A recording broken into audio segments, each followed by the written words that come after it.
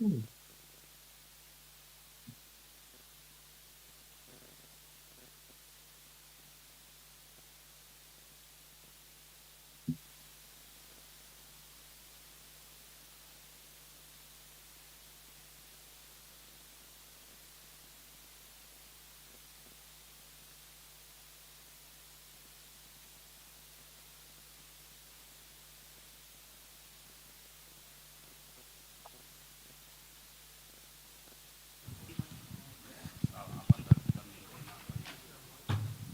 Can I for a moment? Okay. I have to start.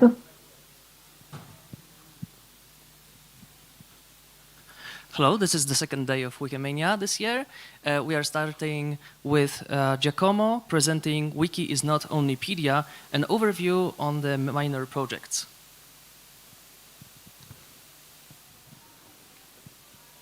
Hello to all. My name is Giacomo Alessandroni.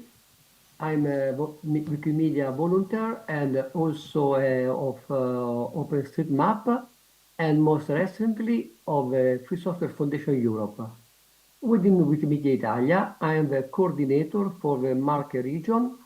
I'm also volunteer with Wikidia, a junior version of Wikipedia for children, where I am deputy chair.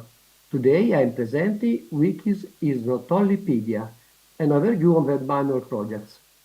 Often the Wikimedia environment is associated primarily with Wikipedia. In addition, there are several minor projects that serve as a useful open education resource.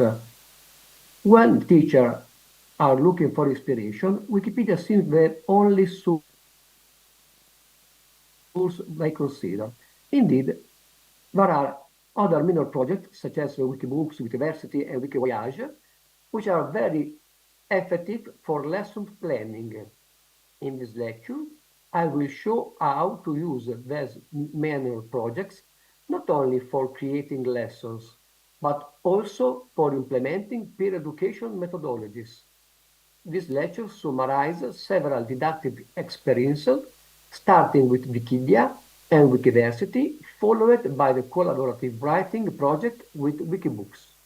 In brief, this lecture will show how minor projects of Wikimedia can be useful in education environment and discuss some best practices which this project have a great impact than Wikipedia. How do people use Wikipedia? Because it's the first result that appears when people search for something on a search engine. Secondly, Wikipedia has a major advantage.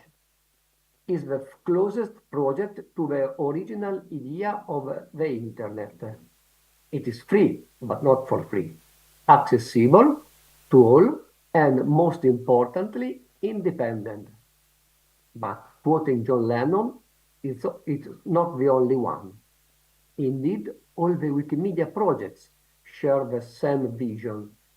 However, when I talk about projects such as Wikiversity and Wikibooks, project where I'm most active, my colleagues do not really know what I'm talking about.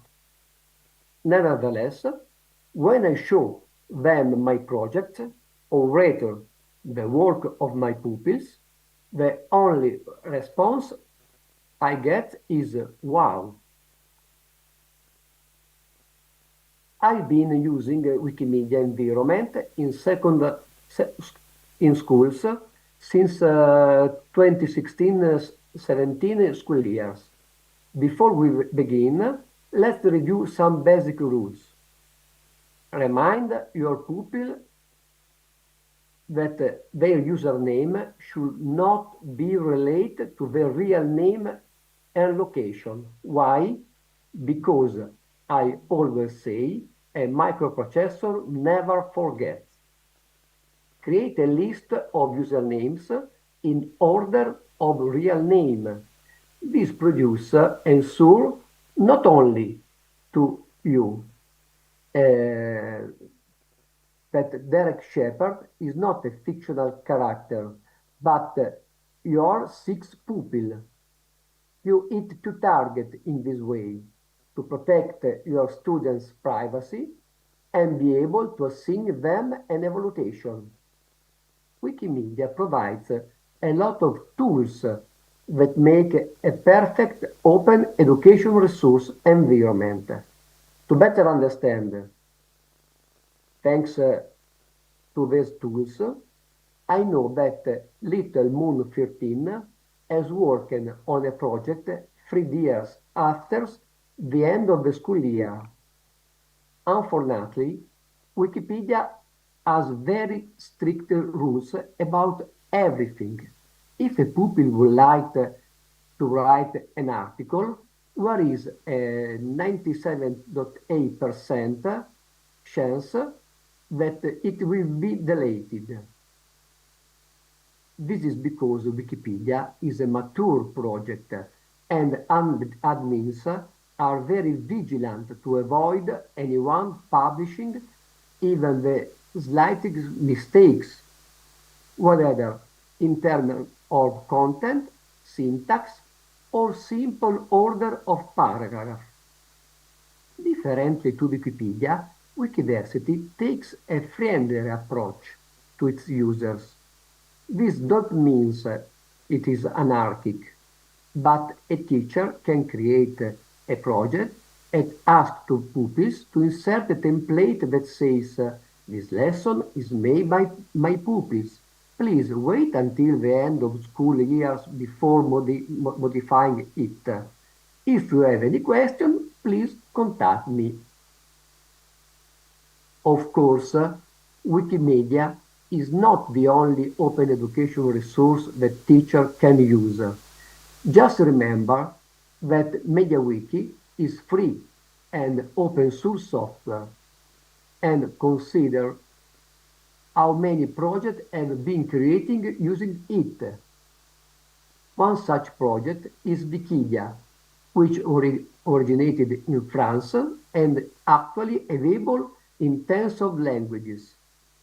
Designed for children aged 8 to 13, it is a useful tool for explaining complex concepts to non-native speakers. Currently, the Wikipedia version with the largest number of articles is the French, with more than 40,000, followed by the Italian with 10,000. These numbers are small compared with Wikipedia, but it's important to remember that the project aim to aim is to encourage kids to write and review articles. For this reason, the servers are hosted in the European Union, where data protection regulations are stricter than in other countries. Adopt a chemical symbol is a project of mine that was partially funded by Wikimedia Italia. This project was completed by two first-year high school classes in 2021. Firstly, the pupils wrote 118 articles on each chemical element. To help them avoid mistakes, I provide them with a periodical table and a synoptical template. For instance, the article on potassium includes a section on the 10 foods rich in potassium, sourced from a recipe magazine. In the synoptic template, I asked the pupil to insert the discovered and each element and transform it into a Wikilink. Without being asked, my pupils wrote the biographies of the scientists who appear in all the elements. Finally, with the help of the literature teacher, the pupil wrote 21 synopses of the stories from Primo Levi's The Periodical Table, combining chemistry and literature. While my first class pupils wrote about chemistry, I taught robotics in my third class pupils. I told them choose a project and develop it. It was during the 2020-21 school year. A few months ago, I was contacted by a maker interested in one of these projects, a counter score basket. This is the power of hacking in terms of information sharing. As you can see from the image, our studies weren't limited to robotics. We also focused on applied physics. The story, I don't know if this is in English, is bat want to eat bug, but it can see very well. How will it? After all, a short step from measuring distance to creating a parking sensor. Nonetheless to say, the best activity are offline, where you meet people and build relationships. I can see unplugged activity. Some of my students set up a newsroom, wrote and printed their own school newspaper, and conducted intergenerational interviews. They asked me for advice, saying, how can we do this? What I should do them? The usual advice, what to include and what they to avoid, but above all, which license to use and why. The moral of the story is that the school website that hosted the newspaper no longer exists, but all their works are still available on Commons for the benefit of everyone. The project aimed to disseminate the STEM and educational robotics with workshop based on peer education with my pupils in primary school. My pupils go to primary school classes and explain not only the STEM, but also which I prefer call lateral thinking. The real stars of this project are my pupils. They support their younger classmates as they move the first step in the exciting world of STEM and robotics. With this approach, I only need to act as a supervisor for my pupils.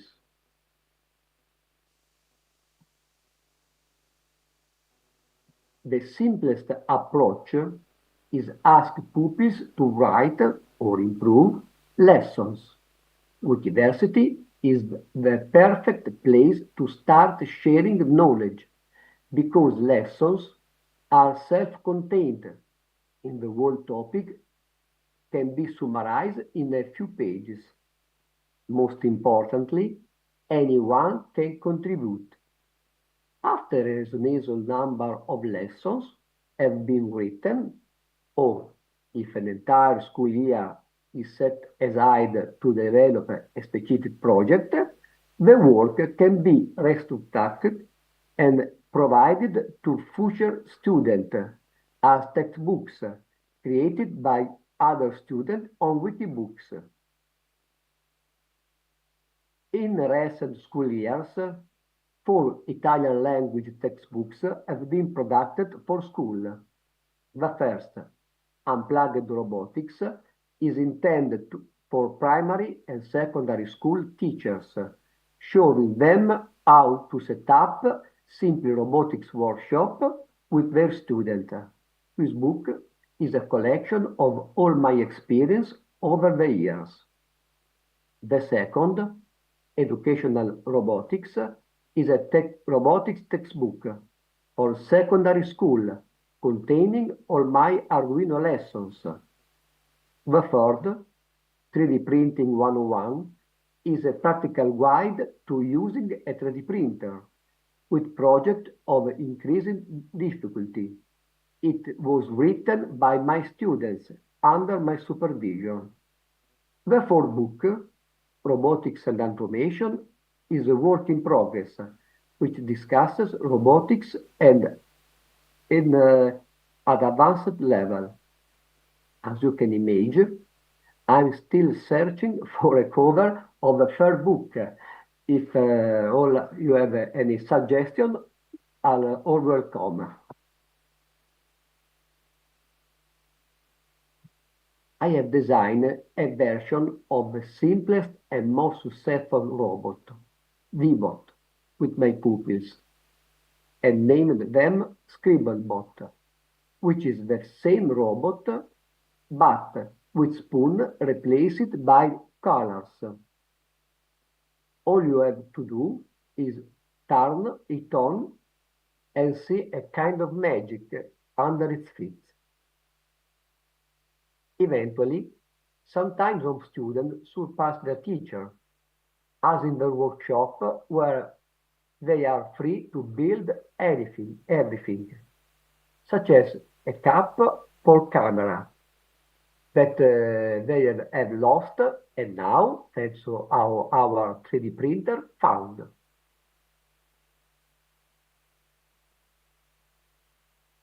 Of course, all that was done after a reading of the amazing book Ada and Zangeman, A Tale of Software, Skateboard, and Raspberry Ice Cream, in our school auditorium. A children's book by Mattia Kirchner and Sandra Brandestedt, an initiative organized by Free Software Foundation Europe. The auditorium was full of primary school children, and the reading was performed by a pupil of mine and myself.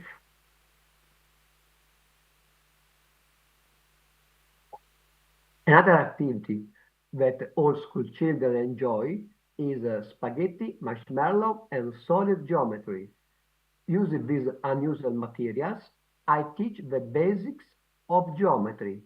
Why some shapes are not deformable and why others are not? Starting with the pyramid, we progress to a cube, and by joining the two shapes together, we obtain the little teeny house in Canada.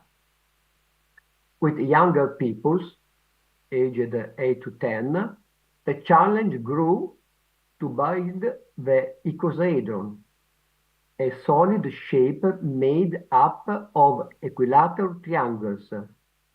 It is not easy, but if you know the strategy, or even better, the algorithm, it becomes much simpler. Eventually, with secondary school pupils and with more time, the aim of teacher robotics is ensure that students acquire manual skills, increase their self-confidence, and create projects that surpass that those I propose. And now, let's introduce my six cornerstone. All the intervention carried out with students from primary and lower secondary school focused on this objective, putting the student at the center. Material, tools, and processes chosen are designed to always prioritize the student, allowing them to work in total safety, independently, without sacrifice their creativity. Availability of a resource. The material must be affordable and sometimes easy to obtain.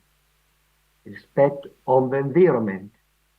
Mass material should be biodegradable, reusable, and at least repurposed.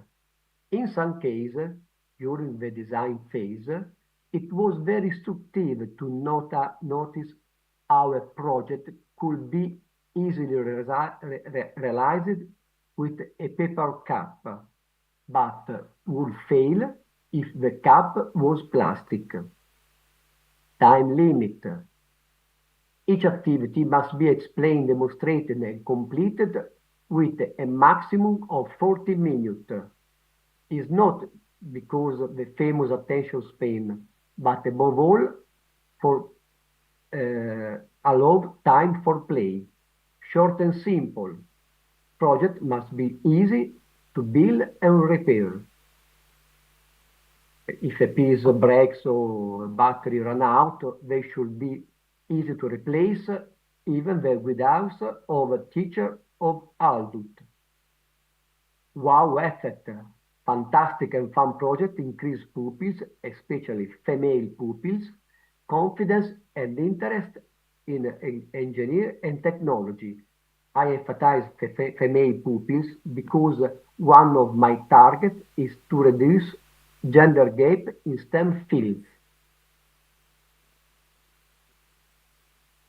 While carrying out these activities, I have met and spoken to hundreds of students. Ex- the meaning of ethics and of free contact to them. Many of them have grown up and now when they find a mistake on Wikipedia, they correct it. In this way, the encyclopedia grow and improve. The most important thing is to emphasize that Wikimedia is a wonderful resource when it is accessible to all, particularly when you evolve from being passive reader to an active contributor. Above all, it is important to understand that each contribution is important. For this reason, I encourage my students to work on minor projects because they need the most support. Thanks to all for your attention. Are there any questions?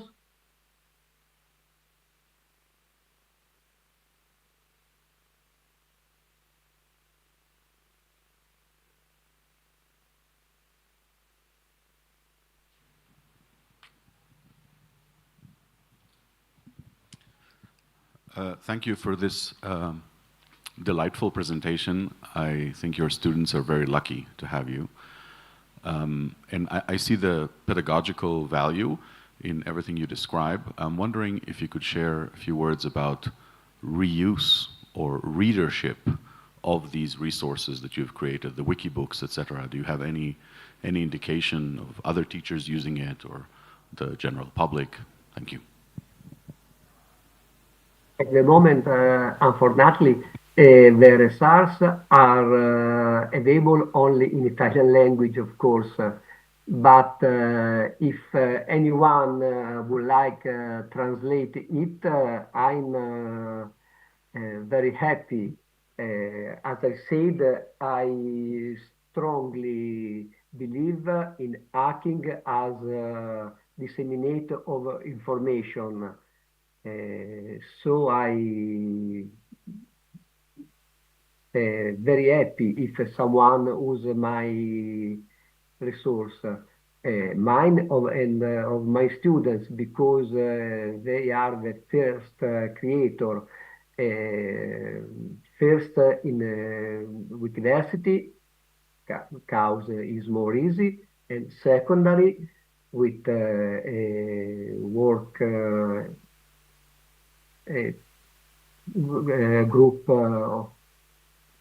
Wikibooks. And I use Wikipedia that is external to Wikimedia environment. Cause in this way you have to written a project with easy language, accessible for all. Thanks so much for your question.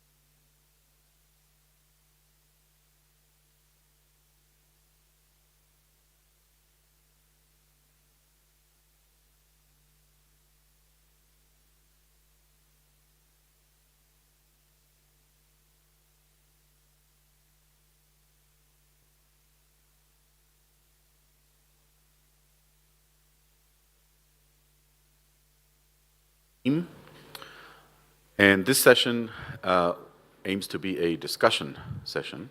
So I would like to encourage you to please come forward so that we are more grouped and can have a more lively discussion. Please, even those of you staring at your laptops, please come closer so that we can have more of a discussion. Okay, so the talk is titled Beyond Barn Stars. And for those who may not know, barn stars are a traditional way of expressing appreciation on Wiki.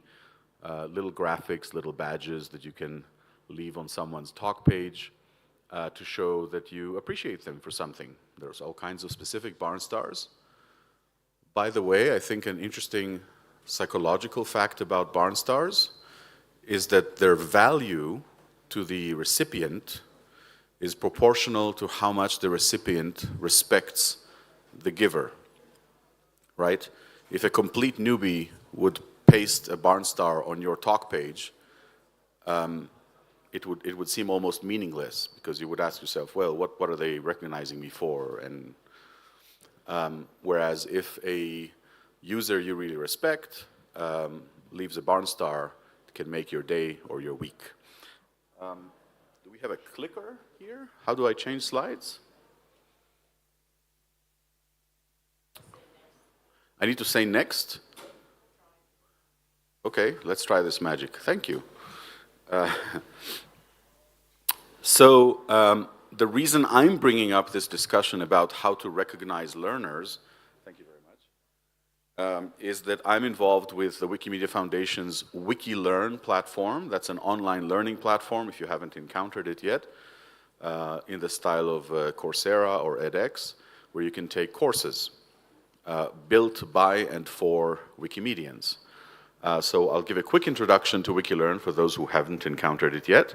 And then I would like to actually ask you a bunch of questions and we can have a discussion about learner recognition. Recognition meaning some tangible expression of the fact someone has learned something, right? And I'd like to get your experience and your ideas, what you have already seen done across the movement, what you would like to see done across the movement, and to brainstorm together how we can make learner recognitions both more meaningful and more useful so that we can achieve more with learner recognition over and beyond what we are achieving today.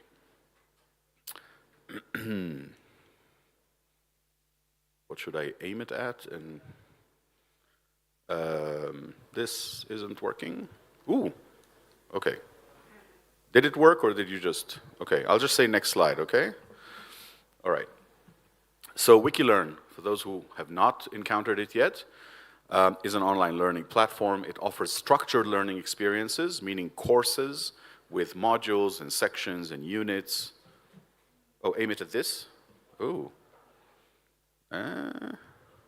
Not really. Battery? It offers a structured learning experience made up of sections and modules and units, etc. The courses are potentially available in multiple languages, potentially because someone needs to translate content for it to be available in other languages. But you can translate course content through Meta in the familiar way that you translate interface strings on Meta. The courses are authored by Wikimedians like you and me. Some of them are foundation staff, some of them are affiliate staff, many of them are volunteers. And you can have the courses feature human-graded exercises where the instructor actually looks at each learner's assignments and gives a grade and feedback, or you could have automated assessment, computer-graded, multiple choice, etc. The site is very mobile-friendly. There's also an app, and all of that is on free software, which is great. Next slide, please. Oh, and if you haven't visited it yet, confusingly, the URL is learn.wiki. The URL for WikiLearn is learn.wiki, just to make things confusing. Okay, next slide, please.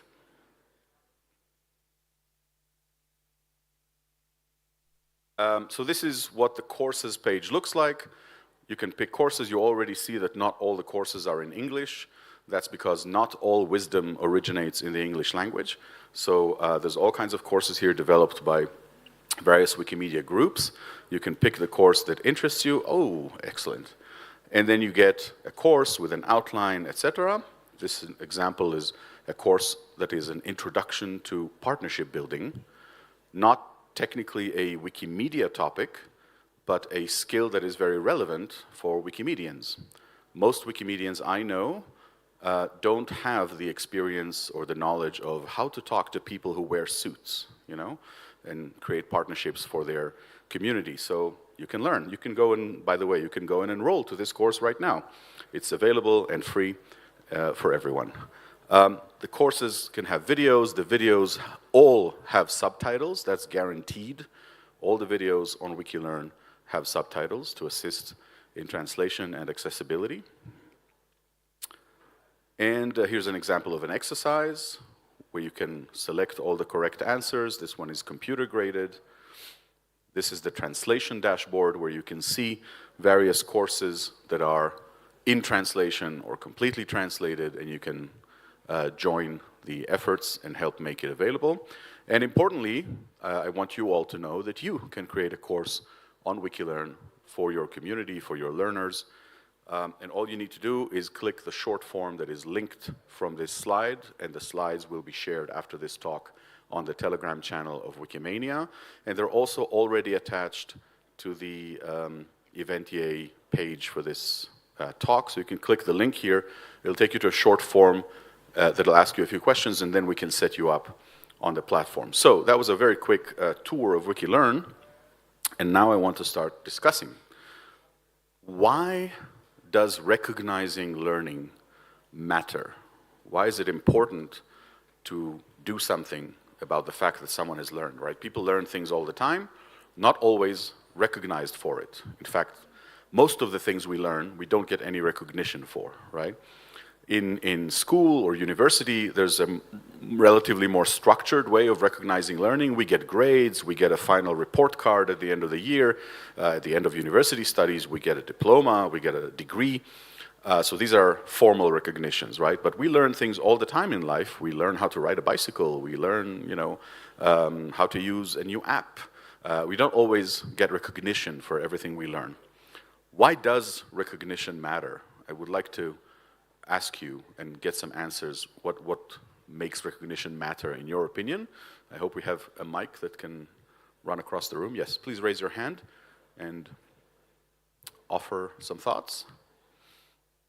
Yes, please. And then you. Yes. The reason that recognition of learning matter because in recently there's a change of shifting of maybe the user itself that they need some kind of recognition for existential, especially in the social media era, where people just base themselves or their identity based on the number of likes or by the number of recognition from some institution or something like that. So in the middle of right now that we have declining of user, one of my effort to invite more new editor or something like that, that we say that there will be recognition from our national, like our chapter Wikimania Indonesia, and it helped us so much because every time that we're asking to invite someone to join our movement, they're always asking what I get and what I need to show people that I already doing this. Yeah. So it is good for their existential and for their future path. Yeah, thank you for that. So to paraphrase very briefly, you're saying in these days of social media and counting likes, etc., this would contribute to motivation, right? This would help motivate people. You had a comment? Hello? Ah, okay. Well, I think that the opportunity to give recognition is also a way to let the person that is in the learning path to understand which point he or she is, because maybe she's not able to judge on her own whether how far she has gone on the way, and the recognition is a simple way to say, okay, you get progress to this point or to this other point. Yeah, thank you. Thank you very much for that, right? Recognition can situate the learner more confidently in the learning journey, right? Can confirm to the learner, yep, you have completed this much and here's how much is left, or you now know what there is to know about this tool or this technology. You had a comment, and then you? Yeah, I think it's like a universal human emotion to feel this kind of satisfaction when someone acknowledges all the work that you've put into something. So I think, yeah, that's definitely why it matters. Yeah, I agree, and I want to distinguish, right? Motivation, your first comment was about motivating people to do more, to stay engaged, but this is a different one. This is just, it feels nice to be recognized, right? Regardless of what it motivates you to do, it just feels nice.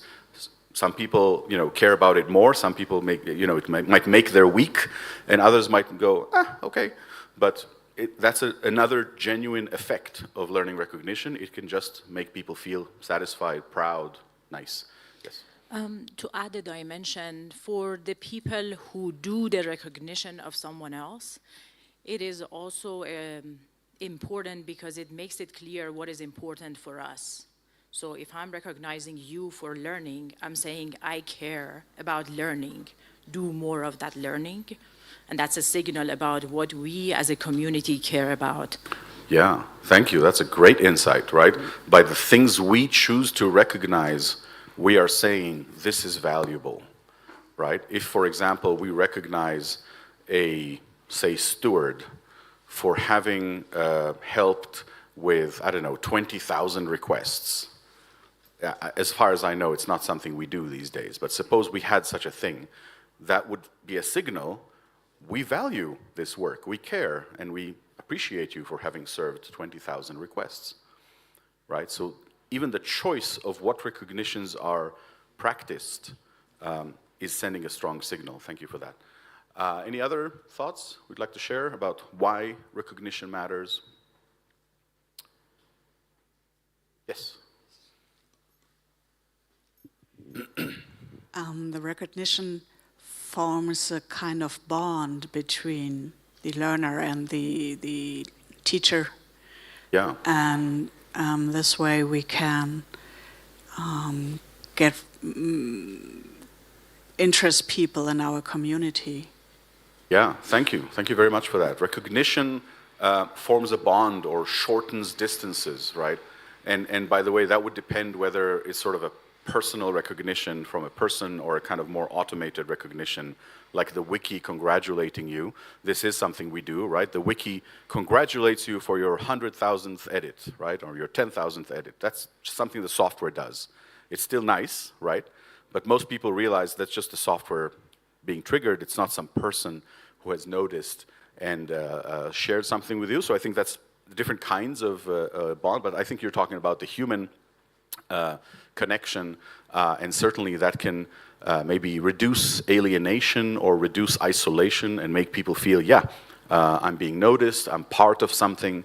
Thank you very much. Okay, so we can move on. Now we have several reasons, several angles for why recognition matters. And now I'd like to collect some of your experience before I also propose something. What do we already do to signal learning achievement, specifically learning achievement? So I already mentioned Barn stars. Barn stars generally aren't for learning achievements. They're more for things you've done on the wiki, the anti-vandalism Barn star, the featured article Barn star. So let's leave aside those and focus on learning recognition. What kinds of recognitions in any form or medium are you aware of? Do you practice in your community? Have you seen in other communities? Let's pop some of those options. Yes, Martin. Hi, Martin from Germany. At Wikimedia Deutschland, we don't do online courses that often. Sometimes we do, but not through WikiLearn. A certificate of participation can usually be attested. However, when we meet in person, we can also do this, but it's more like the recognitions of meeting people.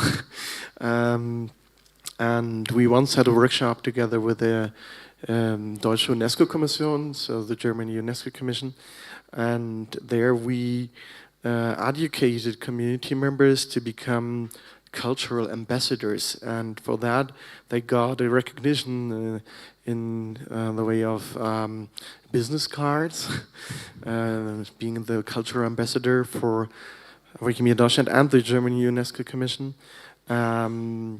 Certificate, I'm not sure, email address. So it was like some kind of official recognition, not only by the Wikimedia organization, but also by an external partner. Yeah, thank you. So we heard about completion certificates, right? That's a fairly common way of recognizing you've completed a course, so you get a completion certificate recognizing that you have completed the course. And an interesting variation, getting recognition by a partner. So Wikimedia Deutschland had an activity with a partner, and the participants got recognition not just from Wikimedia Deutschland, but from this external UNESCO commission, an external partner. That's an interesting variation. Other forms of recognition that are practiced around you? Yes? If you want to speak, you can raise your hand so that the people with the microphones can already know to give you, yeah. I'm from Spain, and I work at a university, a public university, and I propose to make a course about Wikipedia, and I made a lot of papers, and they accepted. So every time a teacher wants to do that course, well, we have 2 times a year that course, it's 20 hours, and my university gives a 20 hours certificate diploma. Yeah. It was very hard to do all the papers to have that, but now we have it, it's very good. Yeah, and I imagine that this written diploma by the university is surfacing another value that we didn't mention earlier, which is professional development. Yes, that's right? it. For certain professionals in certain walks of life, collecting these proofs of having taken some seminar, some course, some continuing education matters for their pay or for their status, yes, or for their cases, promotion. We need to do. And so that can be a powerful motivating factor, right? Being able to offer that. Martin, but first there was another person. Yeah. Wasn't there another person around you? Okay, so Martin.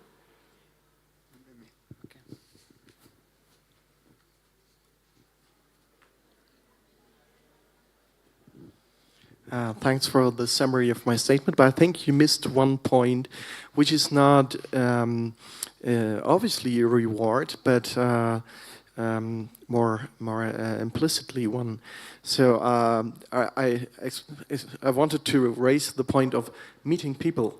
This is rewarding. So when you see your friends, you are allowed to travel to some place.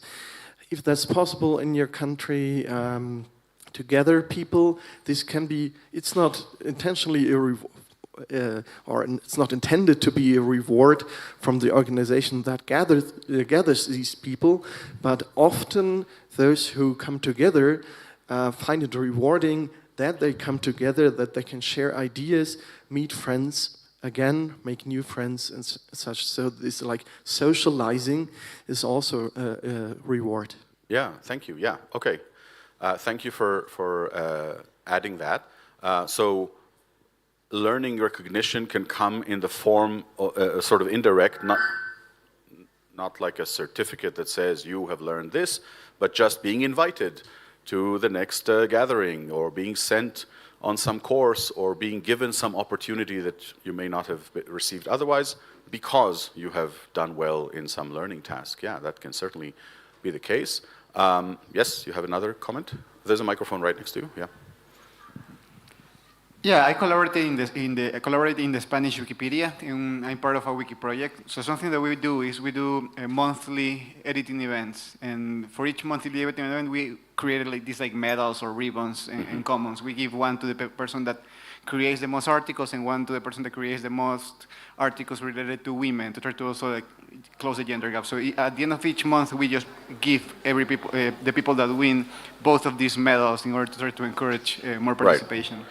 Okay, thank you. But we're veering into just general recognition of achievement. I want to focus us on recognition of learners, people who have learned something and are recognized for learning it. But what you described, like an on-wiki medal, is something we could use to signal someone having learned something. Leila, you had something to add? I have mostly a doubt or a question, which is the newcomer homepage for Wikipedia, in the sense that newcomers come to Wikipedia, they want to learn things, there are activities there, and there are some encouragements and motivations there. If anyone has first-hand experience, or I see Kirsten in the room, would that be something that you consider as part of the learning, or you have, or is that veering off as well? I guess there's a feeling of like stages, you do this and then you do that, and there's a feeling of progression, but I'm not sure it's explicit recognition for your learning. There is, if you don't know, the newcomer homepage, it's a really awesome feature. I mean, many of us have been around too long to have enjoyed the newcomer homepage, but it's a really lovely thing that shows newcomers the impact of their edits and, you know, how many people have read what they edited. It's amazing. But okay, so we have a number of ways of signaling achievement, and we can add to that more material recognitions, like some kind of physical token, swag, merch, or data packages, right? Some kind of financial or financial equivalent benefit for achievement in learning. Okay, so these are some of the existing practices. Yes, there was a comment there at the end. I just want to add very small, small thing to recognize learning. In the German Wikipedia, we have the mentor program where experienced Wikipedians help newcomers how to get along, how to write the first article. And I'm one of those mentors. And what I do when one of my mentees learned something new that I explained and he edited on his article, I just say, hey, great, you did a good job. It doesn't have to be a big program or anything. It's the day-to-day attitude we have towards each other. Yeah, absolutely, yeah. Just dropping a line on the talk page, the user talk page, with no graphic or anything, saying, hey, good job, can mean a lot, for sure. Okay, so these are some of the ways we have seen learning recognition happen in the movement. Diplomas, badges, certificates. What are some things that are missing? I already gave one example, right? We don't have some, as far as I know, Martin, correct me if I'm wrong, I think we don't have any recognition for stewards having accomplished a certain number of useful things. So that was just one example of things we could recognize but aren't at the moment. Maybe you want to offer some things we could start recognizing. I mean, that was not a learning recognition example, but what might we recognize in learning? Today, Wikipedians have to learn Wikipedia, learn the policies, learn the interface, learn how to upload files, how to use templates, right? That's a huge cognitive thing all by itself. But you know, however they learn it, whether through mentoring or through reading help pages, does anyone do that? Or from copying a page that does work, which is a tried and true method. That learning just happens, but is not recognized, right? There's no congratulatory moment or recognition. Hey, you've used the template successfully. And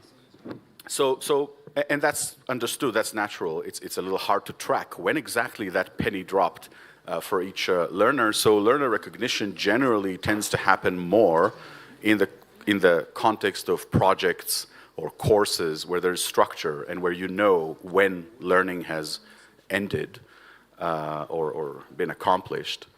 Do you have some thoughts on things that we are teaching or that people are learning and that could be recognized, should be recognized? Yes, you have a thought.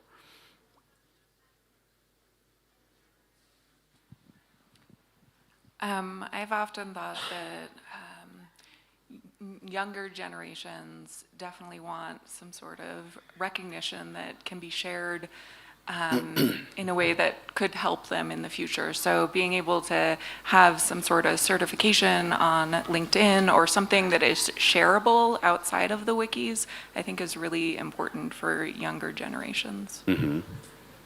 Okay, certificates of achievement, badges of some sort that you can share, that you can say, hey, I got the whatever intermediate contributor badge at Wikipedia. Yeah, that can be, yes. And there was another comment in the back there? Yes. I just want to ask a question about the WikiLearn that you have shared. Yeah. Is it possible that we kind of like publish certificate, but not only from Wikimedia Foundation, but also with the chapter? Because sometimes... I'm not sure I understood the question. Can you repeat it? Can we use, like, the certificate is kind of like published by the Wikimedia Foundation and the chapter itself? Oh, yeah. So whoever creates the course on WikiLearn also designs the certificate. So you can decide what the certificate says and who it is signed by. It could be signed only by the chapter. If that's a course the chapter built, the Wikimedia Foundation doesn't have to be part of it, you know. We're providing the platform, and if Wikimedia Indonesia created a course, Wikimedia Indonesia should be the body signing the certificate. So yeah, on WikiLearn you can design certificates within some limitations. I mean, it's not a completely open canvas, but you can determine what the certificate says, etc. By the way, on WikiLearn, and this brings us closer to the next topic I want to talk about, you can set the criteria for achieving a certificate. Is it enough to just go through the course, just click next, you know, and go through all the text or videos, and then you get a certificate? Or if the course has exercises, do you have to complete all the exercises? Do you have to complete all the exercises at a certain success rate, right? Like get more than 75% correct answers.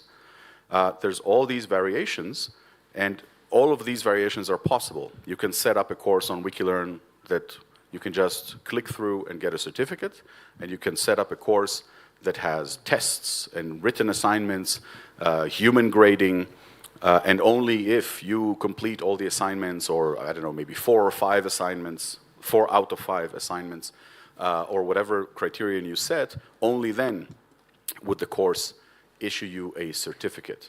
And this actually leads us to a question I want to talk about.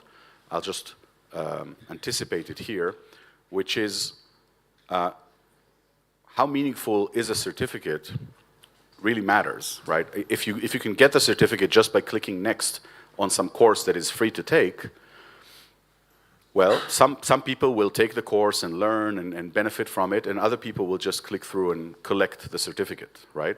And that can debase the value of the certificate. It can make it less effective as a determiner or a testimony that this person really has gained that skill or has gained this knowledge. That's a downside of sort of automatic completion certificates. On the other hand, if you have a certificate that can only be achieved if you get a certain percentage of your answers correct, and if not, you don't get a certificate, that obviously also has downsides, right? That can be demoralizing, can have a chilling effect, people can drop out of the course. Maybe that's okay, maybe that's a downside you can live with because you want to be very, very sure that the people who have the certificate have the knowledge. But I think this tension is a very central thing that we at WikiLearn are thinking about. And in a few slides, I'll explain why. What is the scenario that causes us to be so interested in the precise meaning of certification? But are there any other answers to things we could recognize? Yes. Sorry, what? Okay. Oh, yes. Okay, I think as a university student, the certificate is more valuable than such as souvenir or anything for students to accomplish the achievement required by the university. But however, yeah, some students just learn by mandatory, not just their desire. So I think the such as post-test is important to make them make them can get the certificate, so their minimum scores can be can be can be decided, so they could be get the certificate by that minimum score. That's it. Thank you. And yes. So one thing that I have noticed, both on Wikipedia and off, is gamification to the to smaller granularities. Like on English Wikipedia, there was a project called the Wikipedia Adventure, which was designed towards the brand new people. And like for even like making your talk page, making your first edit, they used to give out these tiny, cute badges. And I always found it interesting. But I am not sure how effective it was or like what ended up happening with the gamification, because it was never ever followed up after that.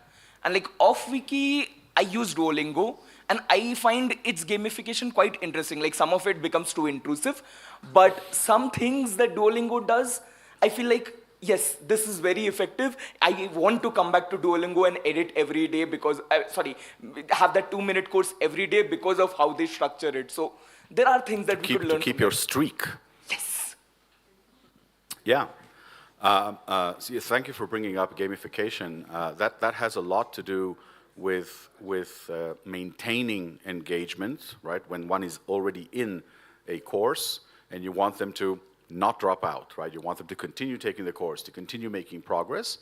I think it's a little less relevant to the recognition stage at the end, but you could have kind of interim recognitions, right? You've reached the midpoint of the course or 10% of the course if it's a long course, and give some recognition, yes, as a motivating and re-engaging factor. I don't know if we want to go quite as dramatic as Duolingo does with all that emotional blackmail, but yeah.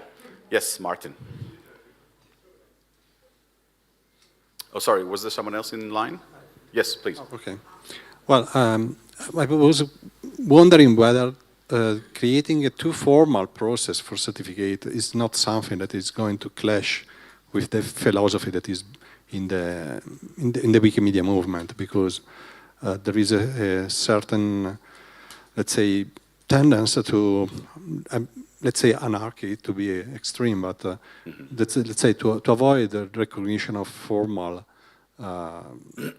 any judgment or something like that. I mean, you can contribute to astronomy, but you don't have to have a degree in astronomy to do that. Yeah. And so I wonder whether the certificate concept could be something that is a sort of gives some rejection from the community. Yeah, thank you for bringing up this tension, and we'll get back to it in a later slide.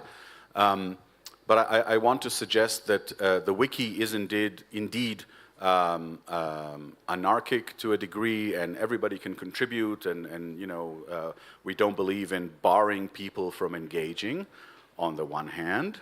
On the other hand, we do have structured processes, sometimes very structured processes, like English Wikipedia arbitration is a very, very structured process that has clerks and things, but also featured article nominations, right? If you want to have your article be recognized, speaking of recognition, as a featured article, there is a process, and they will require all your footnotes to be checked, and all the, you know, and the images to be properly sourced, and you know, so it's not incompatible, I would say, with Wikipedia to have some processes and some corners be more structured than others. But the question of when do we begin excluding, when are we actually barring people from something, is a very valid question. For example, I wouldn't want to think that someone would be barred from learning something on WikiLearn because they didn't answer enough questions right. I mean, maybe we won't give them the certificate, but they can take the course, they can access the materials. I wouldn't want to imagine a situation where we say, no, you didn't do well enough to look at this material, right? That would be un-wiki, I would agree. Yes, Martin, you had a comment. Yeah, thanks. I've heard a lot of recognition from groups or associations. However, and although you're session is, I think, called Beyond Barn Stars. The barn stars have that individual momentum. So giving from one person who's has some recognition, giving a barn star to another one can be encouraging. And I was thinking about, like, I found it very rewarding when we had a statement from the president of our country for the, I don't know, 25th anniversary of something. 20th anniversary. We also have words of greetings to participate in the Wiki Loves competitions, so that, like, a recognized community member sending you a private message, maybe a video message on congratulations that you have finished your course, for example, could be rewarding. Or if that's related to an association, I'm thinking about, like, a German UNESCO Commission again, that could also be rewarding. Thank you for participating in this. The more general it is, of course, the less effective might be. Yeah. And there are people who don't like such kind of recognitions, but I also know a couple of people who really like individual thank yous. Yeah, yeah.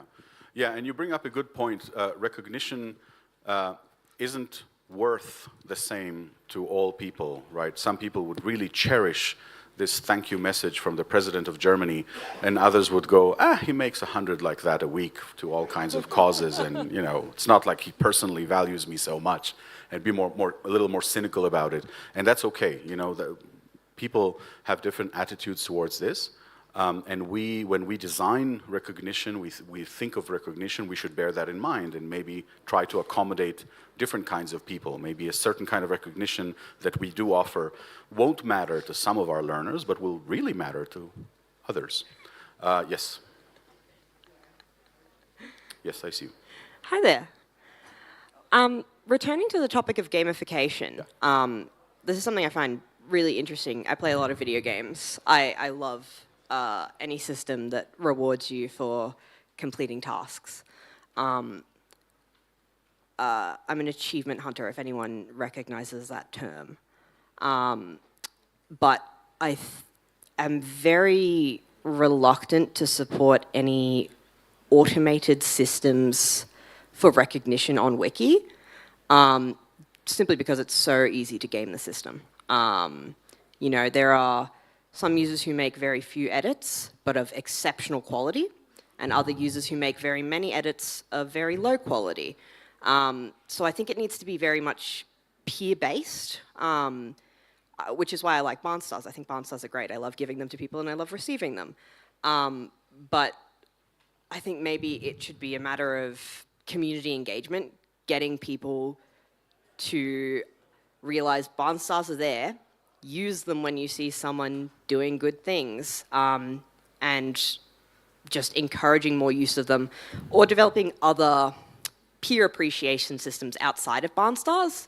But yes, I'm very, though I also get the huge dopamine hit when I see that my streak has hit a certain point on Duolingo. Mm-hmm.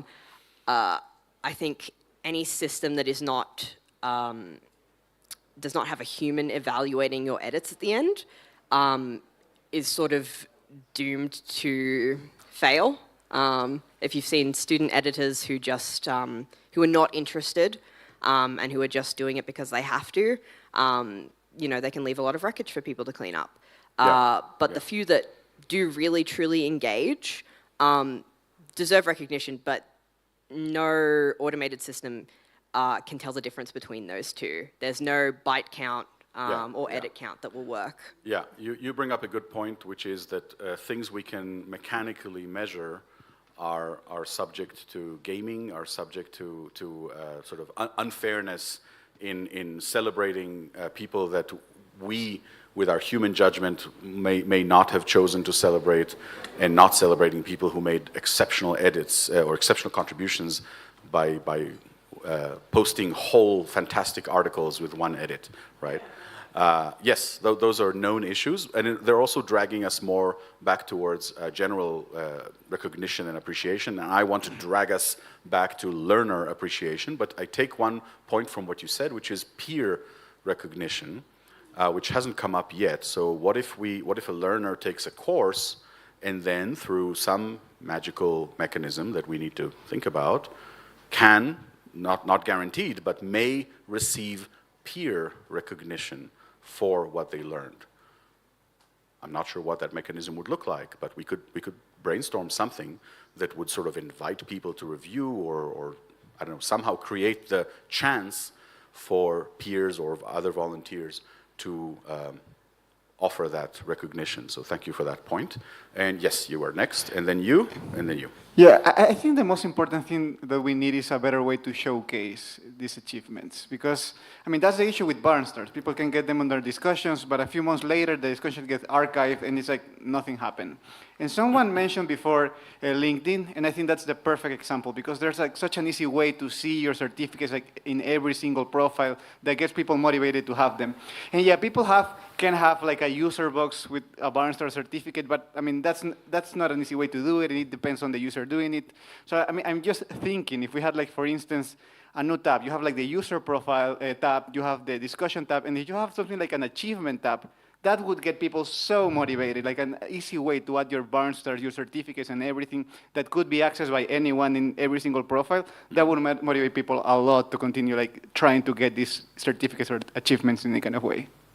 So you're envisioning some kind of built-in badge wallet or badge area where every user would always be able to show their verifiable badges, etc. Yeah. Yeah, that's an idea that's come up, and there are, of course, external badge collection systems like Badger, Open Badges, you know, all kinds of things like that. And there are digital wallets these days that can collect verifiable, crypto-signed certificates like that, and those are certainly things we might consider using. You were next, yes. So on the English Wikipedia, I have noticed that the project that I think has the most impact in this space is Editor of the Week. I don't know if you're aware of it. We started it in 2013 or so.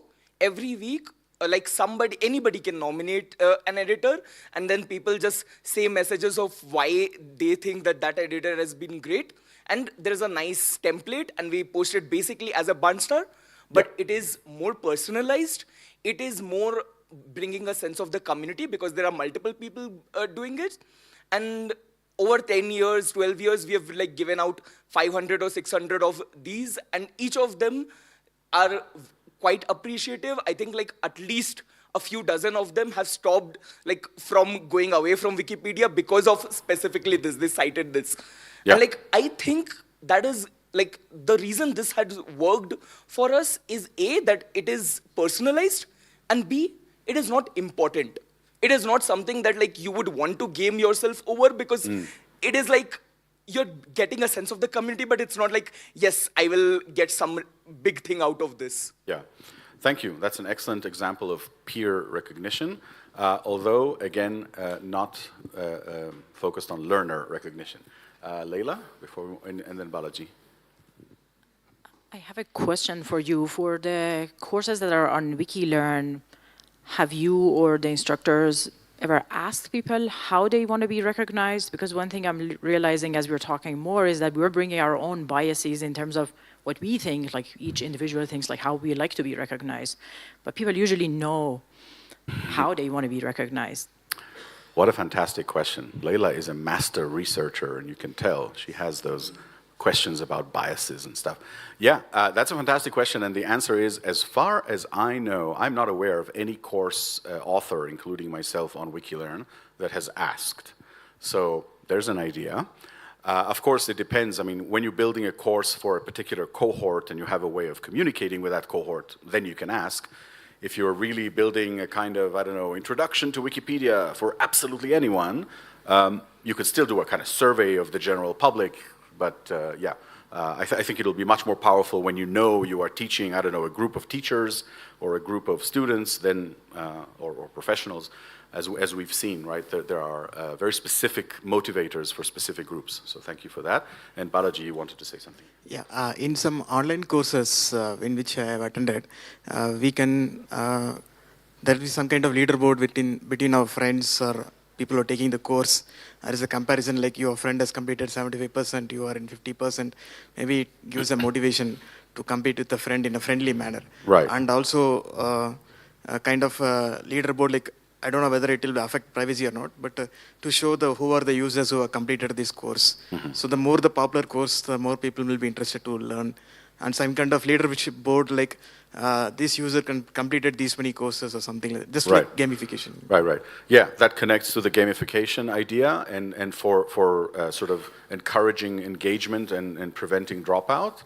And yes, you're right, there's a privacy angle there, but it's theoretically solvable. It could be opt-in, right? Do you want to appear in the leaderboard? So yeah, I think that's a feasible idea. But again, I want to drag us to the angle or the moment of having achieved something, having completed some course or some learning unit, in that moment of recognizing that. And as I anticipated, I want to discuss this in the sense of both ensuring we have meaningful recognition and useful recognition. So over and beyond all the uses we've already outlined, it makes you feel good, it motivates you, etc. I'm thinking more broadly of useful for the mission, for the movement, for us as organizers, for us as the foundation. And so this leads me to this. Imagine a world imagine we could easily get answers to questions like, who knows how to write bots and speak Spanish? Right? Or who knows how to plan a mass image upload and is in my country so that I could work with them? Wouldn't that be an amazingly useful feature? And those of you who have tried to do that sort of thing, to think about an image upload and then realize, well, none of us knows how to go about that, and we don't know who does. We don't know whom to approach. Now, traditionally, those of you who've been around a long time may recognize this pattern. Traditionally, if you run into a big GLAM project, and then you're like, okay, we have 50,000 files here and a bunch of XMLs describing them. Now what? How do we get that on Commons? How do we reconcile what's in the XML with the museum's, collection management software? How do we reconcile that to Commons metadata, right? And traditionally, what people did was, oh, I know, I'll talk to someone who did this. Who do I know who's done this? Let's see, Liam Wyatt, he's a GLAM guy, right? Martin Dammers, right? People who have been GLAM pioneers in 2010, 11, 12. And then you just hit them up for advice. Now, fortunately, they are exceptionally nice people, and they helped people over and over and over again. But, as you can understand, there is a sustainability question here, right?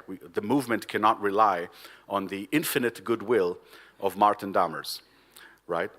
Nor of others, right? And of course, as I hint here in the question, there are questions of language, there are questions of country. Sometimes you need that help with particular parameters that even Martin Dammers cannot provide, right? And then you have and of course there's the fairness issue, right? Which is also not just fairness to Martin, but also fairness to younger contributors who may have the skills and never get asked, never get the opportunity to get engaged because everybody knows the people who've done it before. So there's also an equity angle here. If we imagine such a directory, such a repository, whatever, queryable database that could start answering questions of this sort, who has taken the Introduction to Partnership Building course and speaks German because we're German or we're German speakers and we want to create a partnership and we don't know how to do that, okay, etc. That would be tremendously valuable. I know for a fact it would be tremendously valuable to many smaller affiliates or mid-sized communities that don't have, maybe German is not a great example, smaller communities or younger affiliates that don't have access to all this experience and expertise locally. But how could we create such a database? And again, there's obviously privacy issues. Things would have to be opt-in, right? You would have to agree to reveal your language or location, and you would be able to not agree. But let's imagine we have this data legitimately. Those certificates need to be meaningful. right? If I want to use these results, this answer, to who knows how to plan a mass image upload, then a certificate of completion of a mass upload course that you can obtain just by clicking next a bunch of times is not meaningful enough, right? I mean, eventually maybe 500 people have taken the mass upload course, and it is anyone's guess what proportion out of those 500 can actually plan a mass upload. If the certificate does not depend on any demonstration of comprehension, what does it mean? Can it help me in such a scenario? So I'm bringing up this scenario because it's a scenario we thought of. We would like to see something like this happen. We don't have something like this at the moment. We have something similar, which is the Capacity Exchange Project. If you haven't heard about it, I encourage you to go read about it, but I'm not going to cover it right now. But that's a human-curated, opt-in directory where people can say, hey, I can help with batch uploads, and I speak Spanish, and I'm in Argentina, right? So sort of opt into a directory and kind of putting yourself out there so that people can discover you and ask for your help. And I think that's great, and I think it will be great if more people signed up. To me, as a maintainer of a learning platform, it seems natural that the learning platform should somehow feed into the capacity exchange. Again, opt-in, of course, if people agree, or create its own repository, but it seems a waste not to somehow capture the fact that here is a person who has completed, who has gained this bit of skill or knowledge. So that's why we are sort of envisioning this. And I gave the example of discovering collaborators, right? Like who could help me do an image upload, but it could also affect grant-making decisions, conceivably, right? Today it does not. But what if we had some kind of basic training on how to deliver an editing workshop, right? Now, many of you have delivered editing workshops. There's like 101 ways you could deliver an editing workshop. So the course that I'm envisioning, there is no such course at the moment, would not be like, this is how you deliver the workshop and that's how you have to do it. It will be more like, here are some principles, here are some tried and true techniques, here are some things you should bear in mind when you're planning a workshop. Suppose we had such a course, and then suppose that when you ask for a grant to do editing workshops, the grant maker would say, well, have you taken the how to deliver an editing workshop course? And at least include that in their thinking about whether or not to grant the grant. I see this question is getting people. Yes, Martin.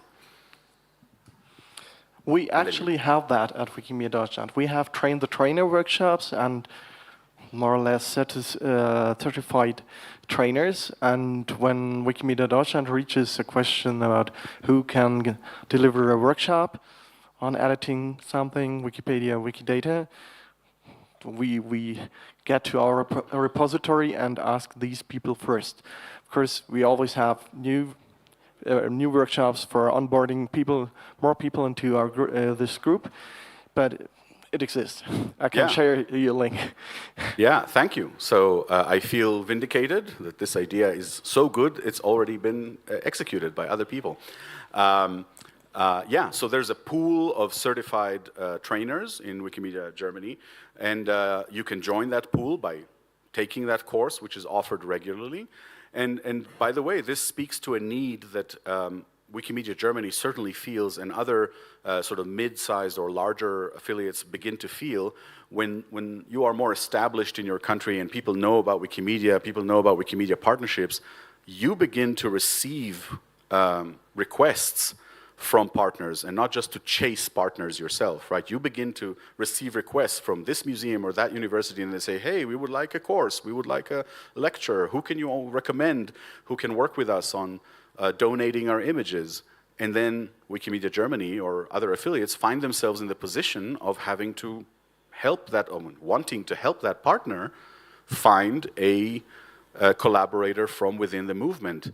And this is where it gets tricky, because your reputation as an affiliate is also on the line, right? If you recommend a person who turns out to be incompetent at that skill, that can blow back on you as well, not just on the project failing, but that partner will not work with you again. Maybe they'll tell all their partner friends. So it's actually a big deal. Again, some of you maybe aren't at that stage yet where you have this problem. That's a good problem to have. Many partners approaching you, but it is real. And I know of several chapters struggling with it. When they actually have more opportunities or requests coming in, then they have people they can confidently recommend. They have the people they know who are competent, but there may be others they just don't know that they can recommend them. So on the grant-making decision, was there, yes, you had a comment. Here.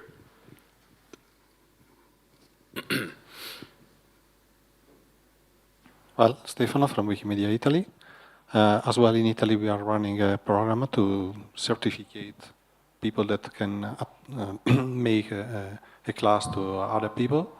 Indeed, the challenge we had is that we had also to verify the tone that the person was using during the training, because maybe on the hard part of the knowledge about how to edit, they are strong, but then there were the part related to the soft skills that are required when doing a presentation, especially because we were also receiving requests for having class where we had people which were underage, and so we had to be sure that they were not using wrong language or something like that.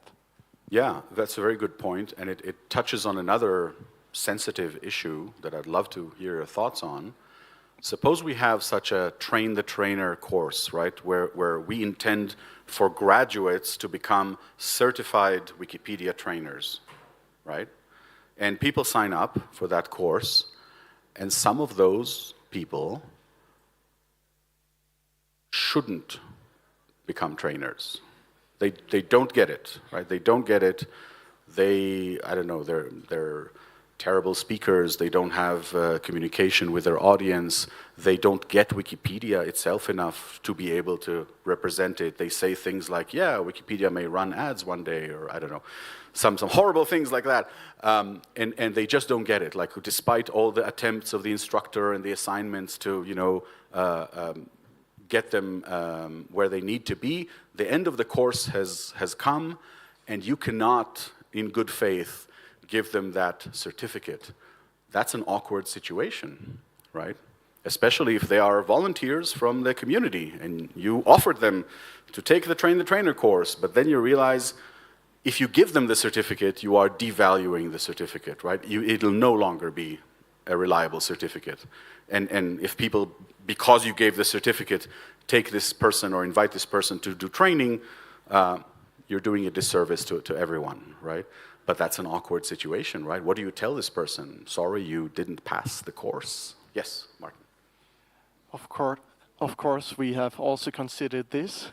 And the trainer workshops are not conducted by us. We also have external people who give introductions to communication skills and so on, and they certificate that.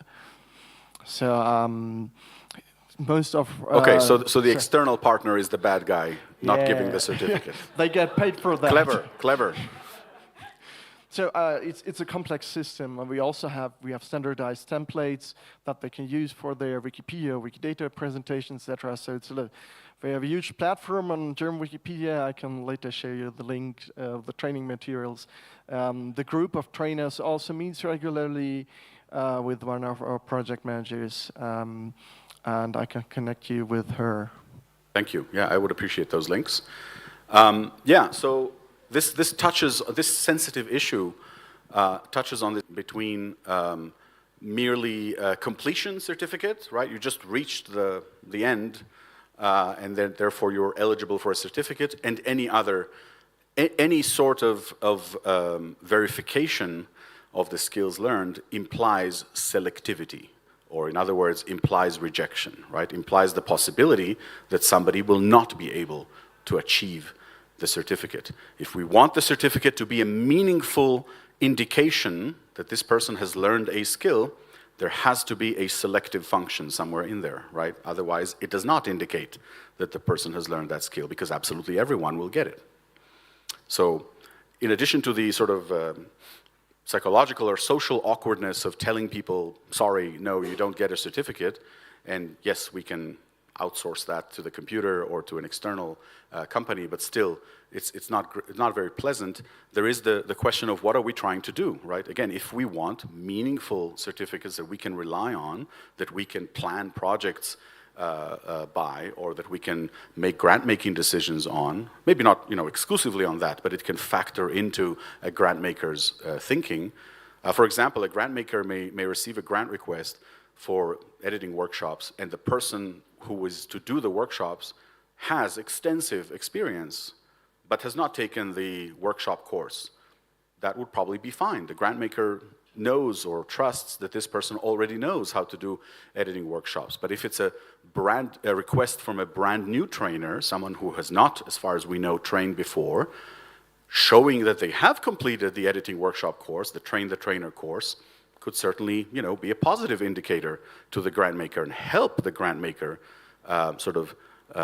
trust or bet on this grant. Yes, let's enable this. Let's fund this. And finally, community development planning was the other thing that was on this slide, which you're not seeing for some reason now. Community development planning, that's like sort of our angle at the community development team when we are trying to think about how to spend our very modest resources on community development. Which communities should we proactively try to develop?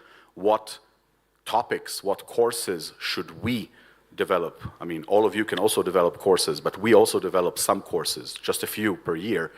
Which should those be? What topics are most needed?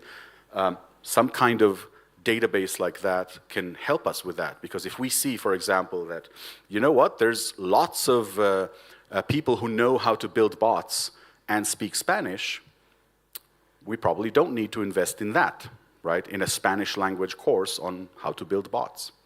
So it can help us direct resources. So I'd like to use the remaining time. According to the schedule, there is no remaining time, but according to this, I have 23 minutes. Does anyone know? Shimon, do you know what this means? 1 hour. 1 hour and 25 minutes? Oh, okay, cool. So we have time. Fantastic. So these are the discussion questions I, again, want your input on. Do you think we could design a shared framework for recognition of learnings across the movement? Not mandatory, but something organizations could opt into and say, like, we recognize these badges or these certificates, or even we require these certificates, right? Like, for example, a chapter could say, if you want to train on behalf of the chapter, go and get that training certificate on Wikilearn. Again, I'm not saying the foundation would mandate it. I'm saying people could choose to make that a structured part of how they create a trainer pool. People could offer their own badges, right? I mean, Wikimedia Germany can offer badges on things that it trains around Wikidata or whatever it is. Do you think that would be desirable? Do you think it is important to create that? And related to what I just said about rejection and selectivity, should we deny recognition from learners who do not demonstrate the comprehension? And if so, what would that look like? Again, would it be, you failed the course? Probably not, right? But what would it be? Would it be only a certificate of completion as distinct from a certificate of achievement, right? Like, courses could always offer a certificate of completion, which would be feel-good, etc., and maybe useful for professional development. But for us in Wikimedia, the meaningful certificate would be a certificate of achievement, which would be selective, which would somehow test comprehension. These are just ideas, options, and I'd love to hear your thoughts about it. And we maybe require certain certifications to access certain resources, for example, grants. And by the way, that doesn't have to be a blanket thing. We could say, you know what, rapid grants, right, the small amount grants, these are the grants that we are very generous with giving. We're happy to experiment. We're happy to trust newer organizers, newer contributors, because, yeah, maybe it'll work out, maybe it won't. We're happy to experiment. But if you want, you know, an annual plan grant, if you want to hire staff, then maybe it makes sense to include a requirement for certain certifications. For example, a certification in governance, in how to run your chapter, right? And again, we have had issues in the past with chapters that were poorly run and ran into bureaucratic or even legal problems. So, thoughts on any of these questions? Very, very welcome. Yes, you in the back, and then Balaji. Yeah, I just wanted to say that I like the idea and I think it's really solid. But at the end there you said that, you know, you're requiring certain certifications to access certain resources. And at that point, you know, does it become recognition of learning, or does it become, or do you mind if I yap for a second? I just say that like a year ago, my friend sent me a comic strip that I think about a lot, where a guy is in an interview for a university. And he says, how does it work here? And the interviewer says, oh, well, here, you know, we know that tests are easy to cheat, you know, and all this stuff can be gamed, you know, you could use AI to write your essays and things. And so what he says is, the way it works here is simple. We have lessons, they're all free. We don't take attendance, we don't check who's coming and who's not. You can drop in, and if you feel like you're getting nothing out of it, then you can leave. And the guy says, well, that sounds amazing. What's the catch? Well, we don't give out any qualifications at the end. And he says, well, now you've wasted my time. And, you know, once you make the end goal, the incentive, anything beyond the intrinsic value of learning, because, you know, that's kind of the whole thesis of Wikipedia, that, you know, that, and so the whole idea of this WikiLearn thing is that you get recognition at the end, right? But if the certificate, I acknowledge that you said that, you know, the grants are experimental, but if the certificate, if that's what you're accessing, and the reason people are doing it is not because they just want to they just want to learn this thing, it's because they want to have access to these grants, is it really recognition of learning, or is it just a tool for other people to know if you're qualified? Yeah, a fair point, yes. It immediately, as you say, it immediately warps sort of pure intrinsic motivation and turns it into a means to an end, right? I have to take this train the trainer course if I want a grant to run workshops. Granted, so to speak. But that's okay in this scenario. I mean, if we as grant makers want to be reasonably confident that you won't make those super basic, avoidable beginner mistakes, you'll make more interesting, advanced mistakes, you know. We don't want to empower you and give you money only to see you make the mistakes that could totally be avoided if you only took the basic workshop training. That's a reasonable sort of bending of intrinsic motivation to pragmatic ends. And again, like I said, I think it is very important that nobody's barred from knowledge. Nobody's barred from just learning for its own sake, and maybe not getting a certificate. So I'm not proposing exclusivity of the materials, of the knowledge. Everybody has access to everything. But yeah, there may be, as I suggest, and you know, maybe you all agree it's a terrible idea, but I see value to trying to rely on these certificates. Yes, sorry, I lost the, yes.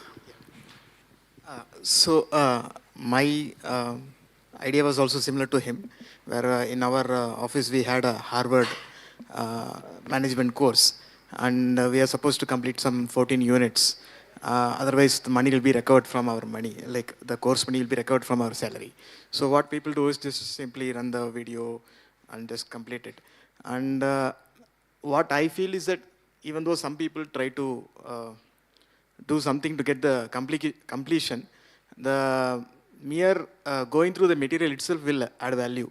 Like, for example, a small grant is being provided and we are telling that you complete this course. Even if they do 50%, they skip it or do something and get the badge, at least they're getting something. I think it's a good. So, though there is some chances there, but I think it will still add value.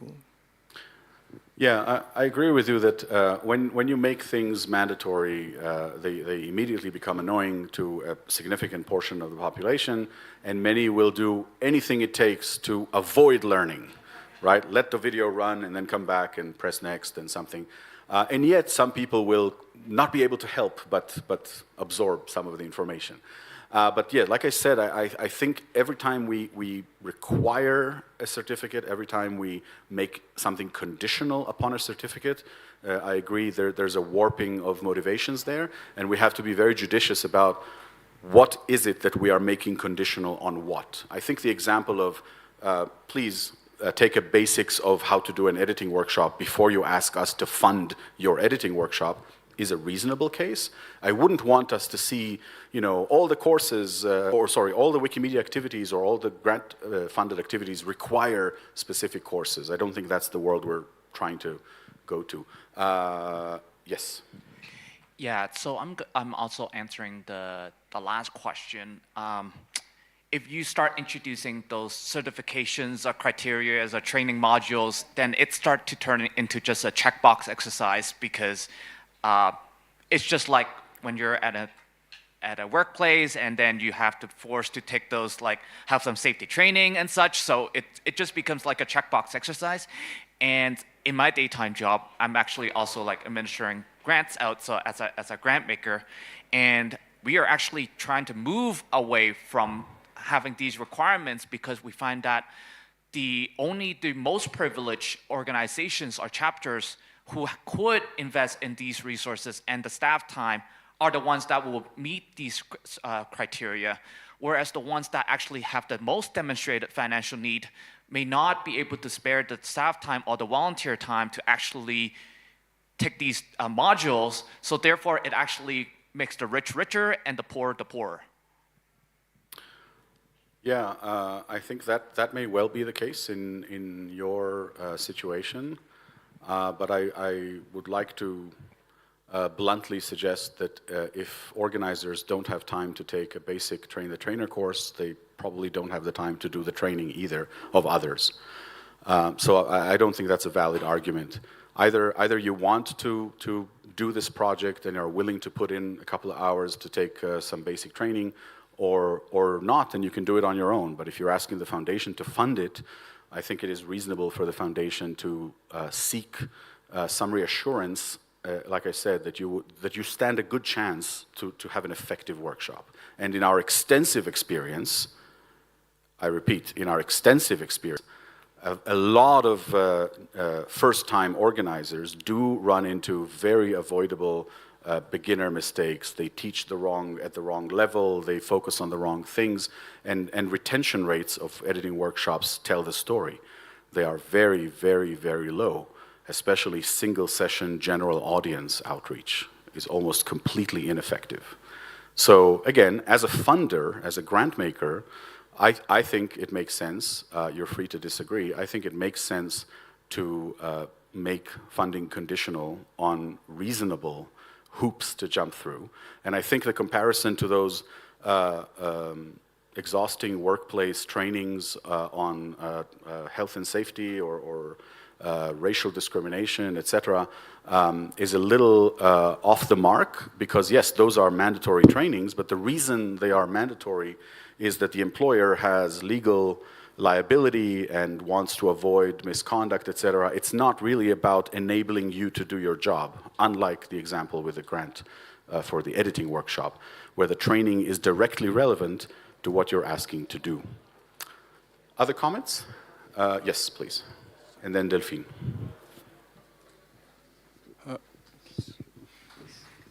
As you can see, based our extensive experience, yeah, recently I think that it will be needed to change our kind of like approach to more kind of like complex, especially for running organization, because based on our story that has been like 20 years, there's so many user group that's been falling because there's no requirement for them to become head of chapter. Took their minutes of huge span of money. Like, there's a rumor saying that if you want to get easy money, you can go to Wikimedia Foundation. And it's been running around, and after you doing work in here, it's become apparent and apparent.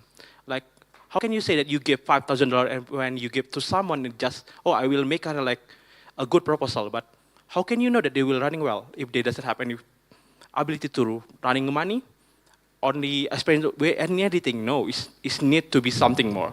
Especially in right now, the resource is become limited. We have so many user group, we have so many community. I think making a learning as a kind of like a requirement to have a certain is will be needed. Same like Wikipedia library. There's a few Wikipedia library that we need to gain kind of like qualification to gain more resource or more something like that. Yeah. So, And to follow up on this and on the rich get richer comment by Andrew, I want to offer the flip side. What if we, the learning platform operators, notice, we can have a report, and we notice that there's this learner who's really gotten a whole bunch of certificates for organizing and for partnership building, etc., but has never asked for a grant. Approach that person and say, hey, are you aware of the grants program? Have you considered asking for a rapid grant to do organized work in your region? That would be enabled by this sort of system too. Delphine.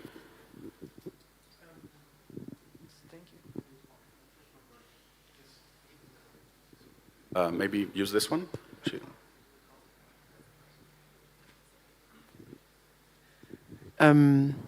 I think actually it wasn't a question, it was a comment, was kind of answered. But I think, yeah, it's very important to look at both sides. I agree with Andrew and I agree with you. I think there are trainings that are not interesting. So I think it would be harder, for example, you were talking about governance training. That might be much more difficult to actually make as something that is valuable for us rather than for the people. But I do believe that when we're talking about trainings that teach something to someone that they can also use outside of Wikimedia, because yes, you have to know the basics about how to train, how to explain Wikimedia to someone, but the way you explain it is something that you will use to explain anything else in your future job. I think that we're missing also this kind of like recognition of this is something that we do not just for us, but also for you.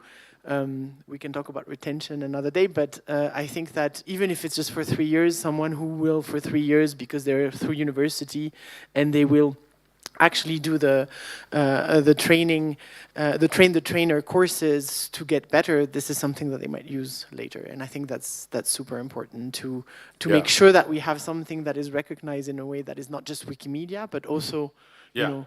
Yeah, and especially when the courses aren't always just pure Wikimedia, right? We have an introduction to public speaking, introduction to partnership building. These are general life skills. Even if we use Wikimedia examples, right? If you take an introduction to public speaking course, you'll become a better public speaker, regardless of the topic, as you said. Yes, yes, you and then Leila. Oh, sorry, Chinu there. Okay. Oh. Yeah, Chinu hasn't spoken yet, so she'll go before Leila. Go ahead. You go ahead. Please. I just wanted to ask, like, the way you said, there are, like, sessions and there have been trainings where people come and some, like, might fail as a trainer by the end of the workshops, but some do exceptional work and they become the future trainers in multiple places. But eventually we also see that, like, some people continue to some threshold and after that they pause or maybe they stop there. Is there, like, is it a thought process to have certain kind of guided courses or guided follow-up with them, those successful trainers, that, okay, we see that probably for last 1 year or 6 months or 18 months, you have been doing good in grant making and guiding other grantees in your region or something. Probably this is something else that you can take it forward, as your next step. Do you think that could be a continuation as well? Will that be a good addition? Yeah, I do. I think that's a great idea, and it sort of sheds light on a different model, and that would depend on the course authors, how much they are willing to spend on supporting their graduates, right? People who have completed the training. By default, you've completed a course on Wikilearn, you get a certificate or not, and that's it. Wikilearn doesn't stalk you, to see how you're doing later. But we could conceive of a course that will tell its learners, I don't know, unless you opt out, we will follow up with you after 3 months and 6 months and a year. and see how you're doing. So for example, if it was an workshop editing training, we will ask you after 3 months, have you organized a workshop? How did it go? Did you encounter anything? A little bit of mentorship and check-ins. And then theoretically, we could, I don't know, give another certificate at the end of the year if indeed they have, I don't know, achieved something. They've run 10 workshops, or their workshops have resulted in retained editors or something like that. So we could separate it from the moment of completing the course and actually make further certification dependent on follow-up. That would depend, and everything we say here would be like per course. It's not like Wikilearn will always do this, right? Wikilearn is a platform. Courses can be, again, just a set of videos that you click through. No assessment, no certificate, you know, just whoever wants to can access the knowledge, and that's fine. But if you build a course where you do want to offer that sort of follow-up and then that sort of conditional additional certification, I think that's a fantastic idea, yeah. To the security, you said? A visibility, yes, the visibility of the person. Yes, thank you. Now you? Yeah. Okay, me, right? Yes. Okay, I have two things. Yes. Oh, it's very strange to see my face all over. Wikimedia Argentina has very many courses that are not specific Wikipedia courses or Wikimedia courses.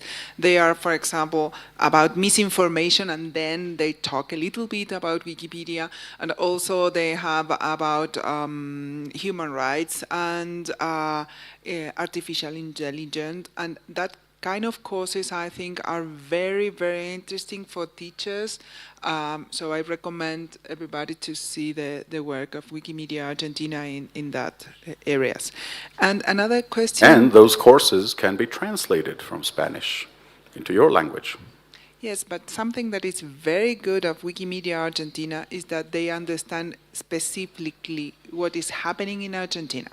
So that's the key of the courses, the successful of the courses, because not everything that is in English can be translated into Spanish and be useful for our communities. Yeah. So they made up the courses from what they detected the communities needed. So that's great. So I think what we should learn about them is how they pay attention is what is needed in those communities. So that's why they grow a lot during the pandemic, because they detected a gap of digital communication between teachers and students, and they worked on that.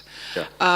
Well, and the other thing was, in my case, for example, that I have already done a course that is in my university platform. Can I put that course or transform that course to the platform you are talking about without being part or without asking Wikimedia Spain to be the sponsorship or something like that? Can I do it myself? Do you mean a course that you have built or a course you have taken? I have built a course. Okay, and you want to sort of host it on Wikilearn? Yes. Yes, you can. Myself. I don't need any chapter or user group representation. No, you don't. Okay, perfect. It's true that in an earlier phase of piloting, we opened Wikilearn to chapters because we didn't want to flood the platform immediately while we were checking stability, performance, etc. But now it's open to anyone with a good course brief. Okay, but to your point about knowing your audience, that's always important when designing learning materials. And I want to mention something that you maybe don't know. Wikilearn has a cool feature of cloning a course. Cloning a course, which is like forking software, right? So you can take a course that you like, but is not 100% a good fit for your audience, clone it, and then change whatever you want. Remove things, add things, change the examples, make a video in your language, and then use that 80% that is useful for you in your own version, and we encourage that. Okay? Leila, you have the last word. Okay, I wanted to say, after hearing Andrew's comment and your comment, I'm wondering, I want to recommend that you experiment with this in the context of grants and let us know how it goes. I think a couple of rounds, just doing it and see whether people actually game it or not, because in my experience, Wikimedians surprise us all the time in the sense that there are a lot of people who actually want to learn and who actually want to do a good job on the ground. So it can be that even if you require it gamification doesn't happen, or like, just checklisting doesn't happen, or it may happen and then we have learned something. Yeah, I agree. Especially when there are these sort of conflicting value judgments or positions on values, a little experiment can go a long way to just inform the discussion. So thank you for that. We certainly do intend to experiment with some version of this. But this input that we got from you was one big component, and this is interesting to you and you want to discuss this further or to make suggestions to us or to collaborate with us on these issues of recognition, certification, how do we measure, how do we export it, etc. By all means, make contact. This is our team email, comdevteam@wikimedia.org. I'm going to share the slides on Telegram in a few minutes. Thank you for your attention, and I hope this was at least somewhat useful.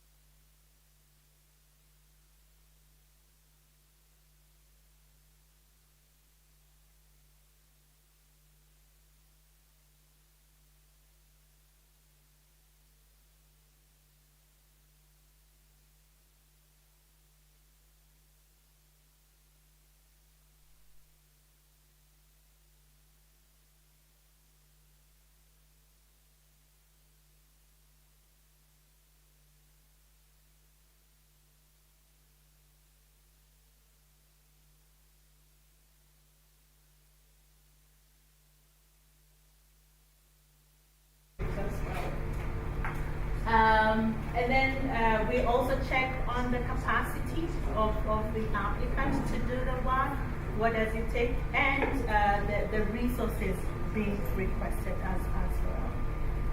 The application will then, once it comes to the community resources team, we push it to the global advocacy team.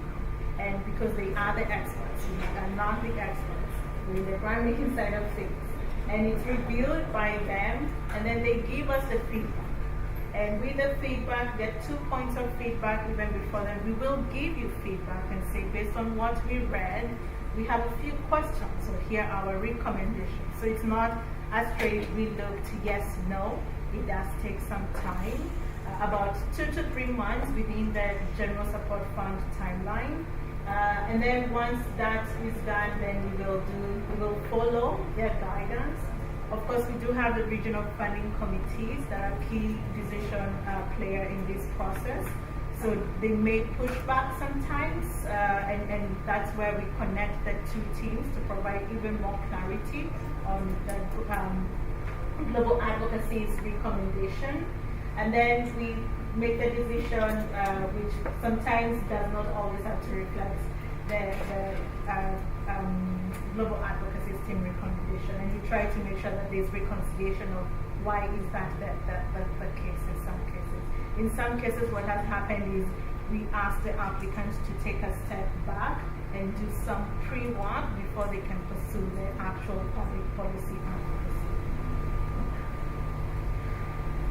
What we see successful applicants doing, first of course, it's incorporating the feedback after the follow-up questions we've shared with them. And if you are rejected, your application was rejected the last time, we also want to see how you've incorporated that feedback since then. You don't have to wait. This has always been my recommendation. You don't have to wait until the application moment. We are always available to have these conversations before then. Clear answers to the 3 questions, which we will look at in a bit. Mostly is what is a specific bill, and remember I said at the beginning legislation. Articulate how you plan to influence the legislation or the bill, and indicate how much funding is actually needed for this work. Successful applicants have a narrow scope. In some cases, we see applicants who want to influence 5 bills, or in some cases, you want to do workshops, you also want to consult with policymakers, and you also want to do something. We try, the successful applications are very targeted. This also recognizing how much effort, but also how much time and resources it can take you. Lastly, is that you know your audience, you're able to share with us your understanding of the local context and how you're thinking of taking that into consideration. And then finally, that you document the learnings that you hope to pursue. That also help us in recognizing or being able to see the support and the capacity you hold them in. Common mistakes. The first one is failing to answer questions. So you will find someone, and we have some that will say, will you focus on public advocacy? You'll say no, but in your application, you'll actually very clearly state the public advocacy work. And that's a bit confusing for us. But also the 2 questions, as I mentioned, do not have clear answers. And you can see some of the responses from like Northwestern Europe. Someone would say, we're not prepared to work on specific activities in public advocacy in the coming year. In mind, our common activities fall within the scope of open access advocacy unless there's some specific bill we're working on. There's lack of clarity and exactly what we do focus on here. And then when we look at the lack of focus, and how that ties into the sustained effort that we're seeking, is from SSA we see in our strategic plan, there's no plan to change any governmental or policy regulations or Wikimedia regulations at large, but you're still seeking to do advocacy work.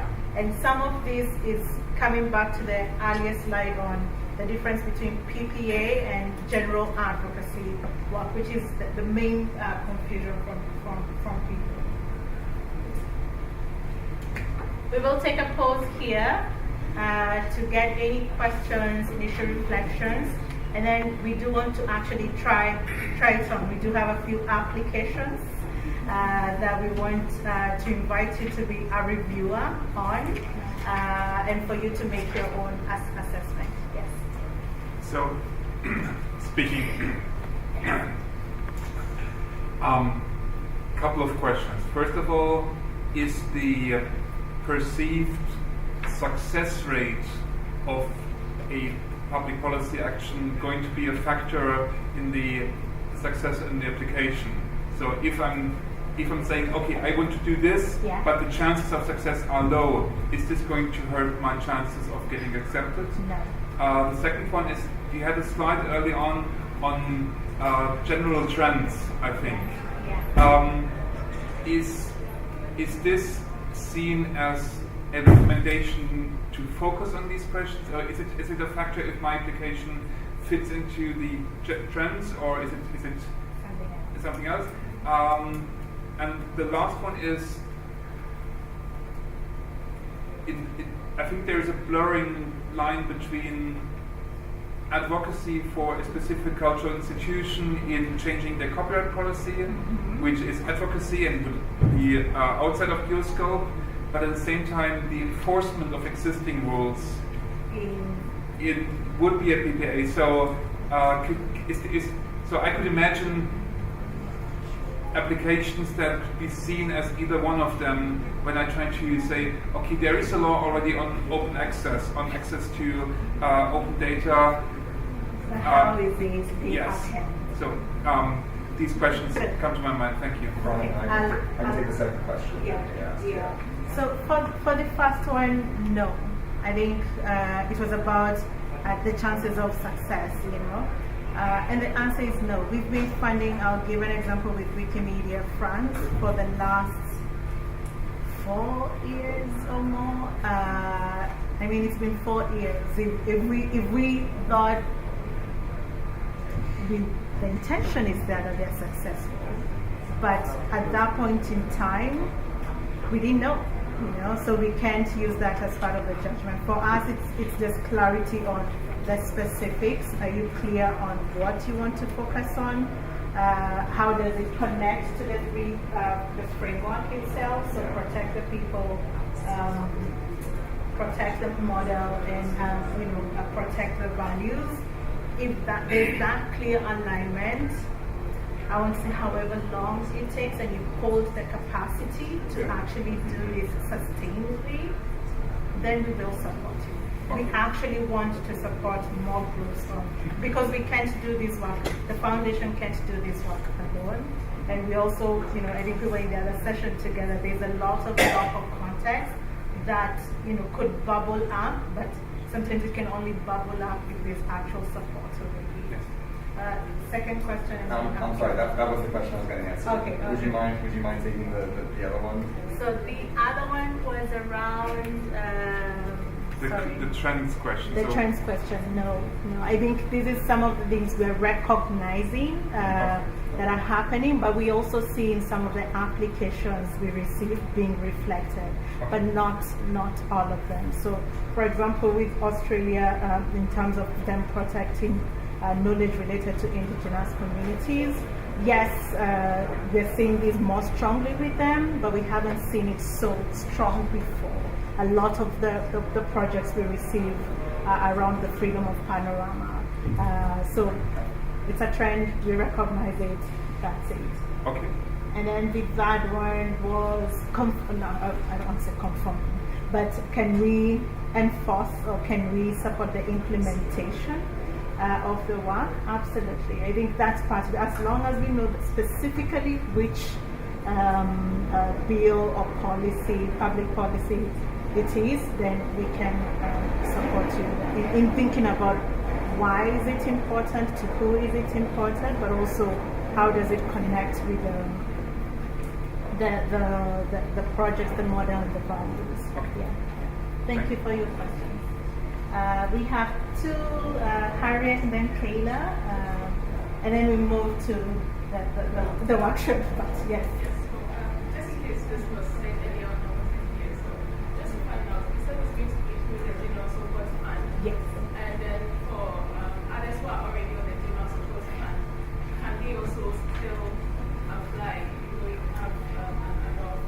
Yeah. Yes. Yeah. So this is within the General Support Fund. Just again, I'm saying that the General Support Fund allows, first, for those who may not know, is provides long-term funding both to support both operation and programmatic related, costs, but also efforts. We have two types. We have annual and we have multi-annual for 3 years. If you're going to come for any general support fund, if you're going to come for annual, multi-annual, you need to have at least 2 years of annual general support fund. And by the time you're coming for a 3-year, multi-year, we need to see a strategy that of course informs why the 3 years of planning. I think by the time an organization is coming for that, they already have the strategy that speaks to why 3 years. And that's something you and the program officer can talk about. A core requirement for general support fund is meet with your program officer first, so that we make sure there's a fit, but also that the fund is actually responding to your needs. Because in some cases, it may not respond to the specific needs of your needs. Kayla? So I think I understand, obviously it's a bit of a tricky line to draw in terms of advocacy and lobbying and, what's the do's, what's the don'ts, because it's essentially the type of work that's happening. I think my question would be more along the lines of, so I've got a specific example, right? So if we were to do workshops with government, or try to get government buy-in, because essentially we're trying to position ourselves as educators we want government to be more proactively educating the public about this legislation, and we have to position ourselves as we're going to help bridge that gap. Would that fall? Because I'm a bit confused about you can't lobby government directly. Do you know what I mean? Could you just clarify that line? When do you cross that line in terms of you directly lobbying government? Yeah. So Zeski would be best to answer this, or the global advocacy team, but I will give it a shot. So the different levels of advocacy, and we do have, so there's what we call grassroots lobbying as well. But coming back to your specific question, is you can see, for example, and we have done this, for example, with South Africa. When we funded Recreate with the Alliance Fund, we also allowed for this. But it needs to be very clear around the relationship between that workshop, the outcomes of that workshop, and the longer-term public advocacy that you're doing. So that relationship, we also need by law as a foundation to report how much of that effort we need to report that to the US government as well. That's why in some cases there are restrictions, but overall, you want to do a workshop to sensitize policymakers, lawmakers, that's within scope. Yeah. Yeah.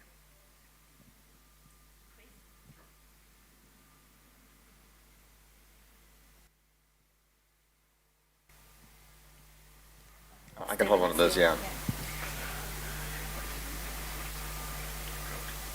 Yes, okay. So this should be working. Yes, okay. Testing. Very nice. Thank you so much to the audio team for addressing the audio issues. I know this is sometimes a hard thing to do, so appreciate your work back there. So we're going to move into a series of exercises, and the first two things I'm going to ask folks to do is, if you are sitting at one of those tables in the back, if you have one of these papers that I passed out in the very early parts of the session, please raise your hand high so that we can see who has one of those papers, because I'm going to ask those folks to be a group with the folks at your table for this exercise. If you're up front, I'm going to pass a few extra sheets and ask for groups of you in the chairs in the front to form into groups of about 3 to 5 people for this next exercise. So if you're at a table, find the person who has one of these papers. If you are in a chair, for just in the next minute, look at the people around you and form a group of 3 to 5 for this next exercise.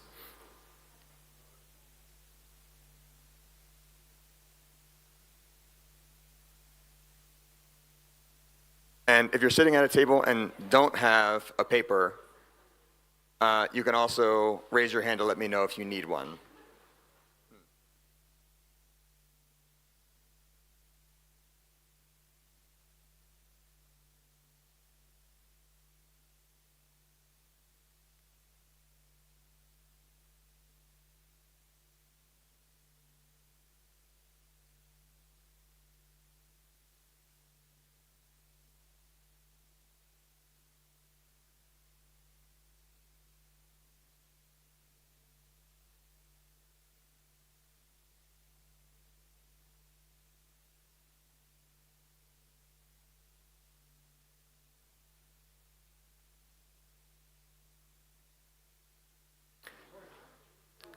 Okay, are we all in our groups, or roughly in our groups? And does anyone else need a paper for their group? We don't have enough to give out to every single person, we just need at least one paper for each group. Okay. And Willie over here also has copies of the exercise in French for those who might benefit from a copy from that as well. So, for this exercise, what we've done is we've created two sort of hypothetical user groups, Wikimedia Babel, which is on the second page, and the Wikimedia Waterloo user group that have submitted general support funding applications that have a public policy advocacy component to them. What we'd like you to do is to take some time to read these over as a group. So if there's someone in your group that would be willing to read each of the sections, and I would advise reading them both before kind of getting into discussion, because you might get caught up with one and maybe not have enough time for the other. So read through both of the proposals for public policy advocacy from both of these groups. And then what we'd like you to think about is, based on the introduction that Veronica gave around kind of what we're looking for around public policy advocacy programs, does this seem like a well-prepared program? Does the team know kind of what specific laws they're going to be targeting? Does the team have the kind of capacity and sort of expertise to be able to begin this work? Have they been doing conversations around these laws before? And then there are a few other factors as well. But sit down with your group, read them out loud so that you have a chance to sort of digest and start to think about some of these topics. And then have a discussion as a group around what you think about these two proposals. Does one of them feel stronger than the other in terms of likely to be a successful program? So let's begin, and again, start by just reading through the proposal, and then make some time for some discussion within your group about your thoughts about the relative strengths of those two proposals. We'll also be walking around to sort of check in and help you with any discussion or questions you have. We're good. We're about on time. Yeah. So.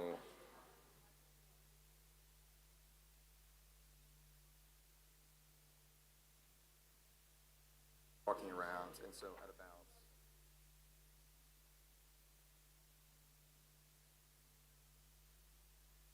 We'll come back and start to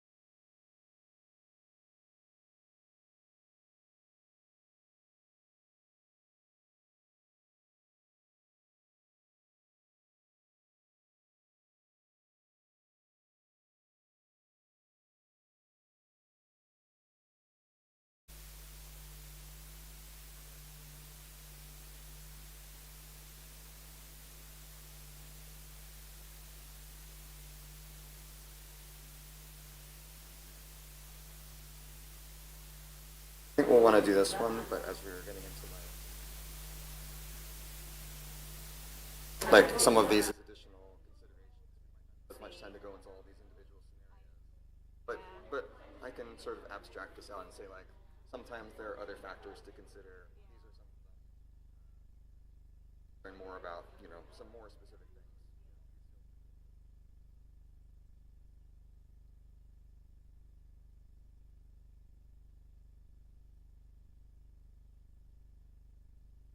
I'm sorry they couldn't get the mic ready in time.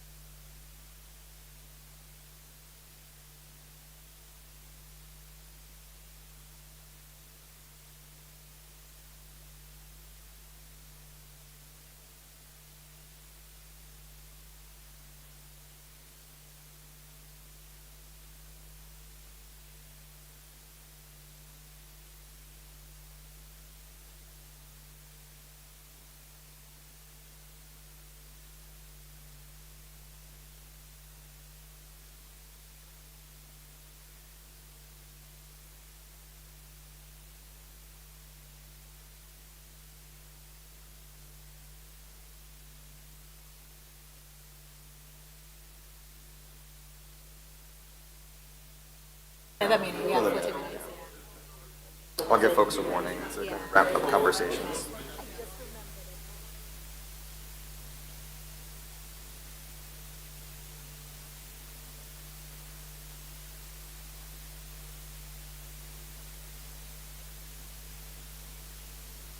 Example we use to show them, and this is how we actually review it. Working for it together. Yeah. Or just like peer discussion. Yeah, okay, good. I think so too. I've been listening to some conversations.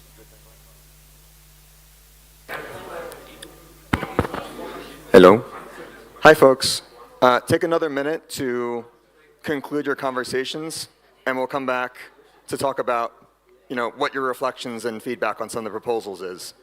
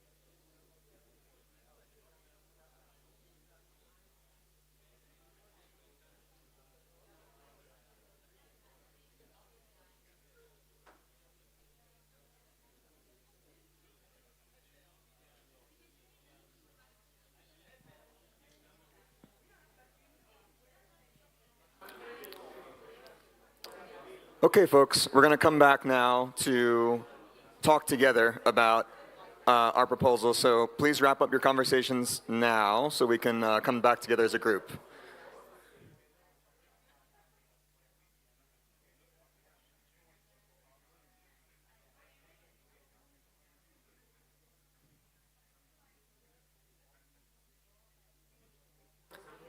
Okay, so what I'd like to do now is just to kind of see if there's a few groups that would like to talk about their reflections on this main question, which is, which of these approvals would you approve?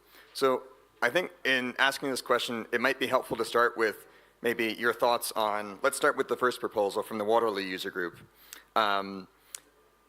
Is there any group that would like to share a little bit about their impressions, thoughts, what they noticed about this first proposal? And then if you have any kind of inclination about, is this something you might be willing to fund, you think should be funded, that would be helpful to hear. In the back, there's a mic we're going to pass back to you in a moment. So just hold on for one moment. Hello? Yeah, sure. Thank you. My name is Brenda. I'm from Uganda. Yes, from our reflections in the group, the proposal from Waterloo is quite detailed, well articulated. The one from Bebo is brief, but also straight to the point. If we were in the shoes of the foundation in terms of funding, we would go for Bebo. Why? Because when you look at the questions, the way they have responded to the questions, Bebo was straight to the point because they were asking what specific laws, and they went straight to the laws that they want to handle. Whereas Waterloo was looking at areas that they want to have their advocacy in, not necessarily the laws that were asked in that question. And then when it comes to question 2, whereas Waterloo had a bit of a good process put out there, but Bebo still had a little more specifics and then brief. Sometimes the details may not be necessary, but the brief information that is required can make you win a grant. Yeah.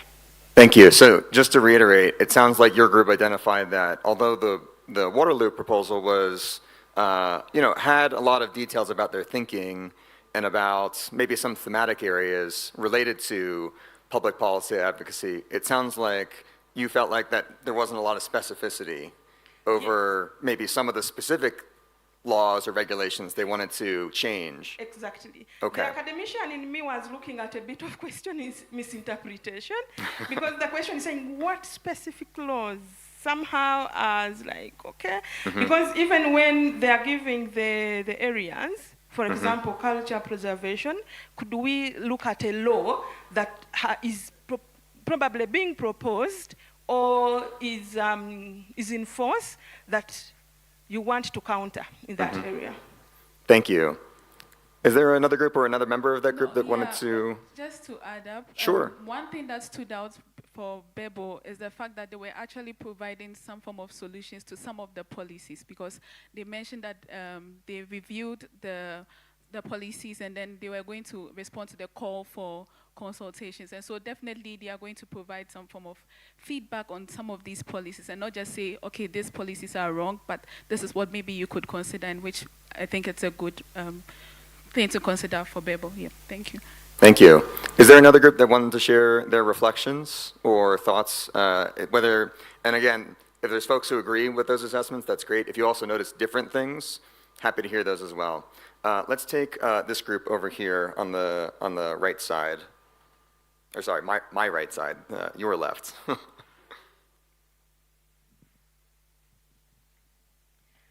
Okay, I'm Jael. So our group, we share what they did, but we just want to add a few things. We felt like Waterloo had wanted to engage in like general advocacy and not necessarily PPA, because we see what they are targeting. Yes, it's advocacy, all right, but it doesn't really target public policy. What really stands out about Bebo for us again is the fact that when it comes to the strategies they are using, it looks like they've already done some groundwork in the field they are talking about, because they already have some partnerships with like-minded organizations, and they also clearly know the other organizations they would need WMF's work with. But I think that we would fund Bebo, but we also felt like we may not fund the entirety of their application. We may probably take out the copyright thing and all of that, yeah. Yeah, can you talk a little bit more about maybe the thinking around why maybe you would be more selective in funding only some of it? Yeah, so I think it's basically based on the earlier presentation that Veronica gave on what they would fund and what they would not fund. And we felt like the media reform bill and the Keep Kids Safe, they are targeted, and then we see clear outcomes for that. But the copyright thing, based on the explanations she gave, we do not see like clear outcomes from there. Thank you. Just to make a brief point about that, and I'm glad you shared those reflections with us, is that when it comes to the review of public policy advocacy, programs and proposals, the outcome is not cleanly usually like a complete yes or a complete no all the time. It can be more nuanced, where some programs and some initiatives, there's a lot of preparation and good rationale provided by the applicant. Whereas for other initiatives, even if they may name specific laws, there may be other aspects of that plan that's missing. And so this is just to say that there can be sort of a mixture of feedback that we provide around public policy advocacy, information and thinking that applicants provide us. And that even if some parts, might not be well developed, other parts we may be, very willing to fund, and we see a lot of good preparation on the part of affiliates, thinking and doing about. The other thing I am appreciative that you named was just this idea of separating out general advocacy with like institutions versus public policy advocacy on specific laws, on legislation. And again, you can be an applicant that has a lot of experience with other kinds of advocacy, but you still may have some issues if your approach to building a public policy advocacy proposal is kind of focused on those areas. So those are the 2 points I just wanted to make there. Thank you. Are there any other groups that wanted to share their thoughts? In the back there, yeah, with the glasses.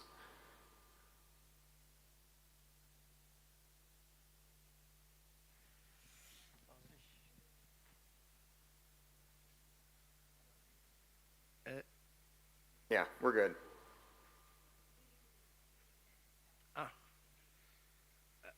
Briefly, j'ai pour la question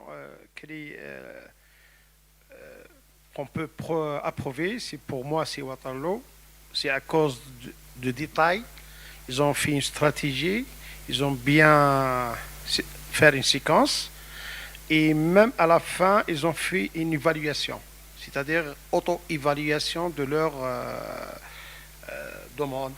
Par contre, l'autre, c'est vraiment. Willie, do you wanna come to the mic? Oh yeah, that's fine. So if, as a program officer, I will choose Waterloo, the Waterloo case, because the case is very well elaborated. They also have a strategy, and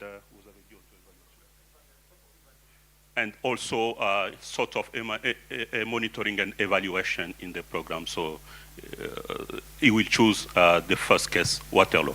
Can I make a quick reply, like a response to that? Yeah. So one point that Veronica brought up is the idea that while for Waterloo, there may be some activities and programs in that could be funded for other reasons. There are, as others have brought up, there are some aspects of that probably wouldn't fit well in the context of public policy advocacy. However, as another program on more general advocacy, we may fund that for a different set of reasons. So it could be eligible for funding, but it would be somewhat different than public policy advocacy, even though it's well detailed. Est-ce que vous pensez que ça cadre avec la police publique, les politiques publiques en rapport avec cette présentation? Vu sous autre angle, ça peut être financé, mais vu sous l'angle des politiques publiques, est-ce que vous pensez que ça peut être financé?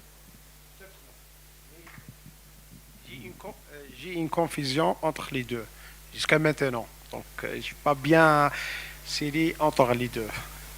So I need more clarification between the difference between public policy and a normal common applications. Yeah, I think in the Waterloo example, as I think another group pointed out, some of their detail is focused on kind of more thematic areas where they, generally want to, change general sort of thinking or laws, but they haven't named specific laws for some of those areas that they've talked about. So, for example, in gender equity and freedom of information, well, they talk about these principles in, I think, decent terms and show that they know what they're, what they want to change. It's not clear what their legislative aims are. C'est vrai, ils ont prévu des changements, mais ce n'est pas très clair par rapport aux lois qu'ils prévoient de changer dans le cadre de cette application.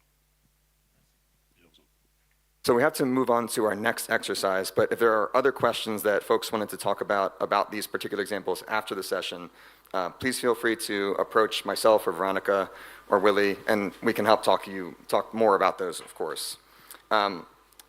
The next thing I want to do is formally introduce and invite all of you to join the Wikimedia Foundation Global Advocacy Team, because now all of you as a group are going to be reviewing together with me another exercise as a group. Welcome.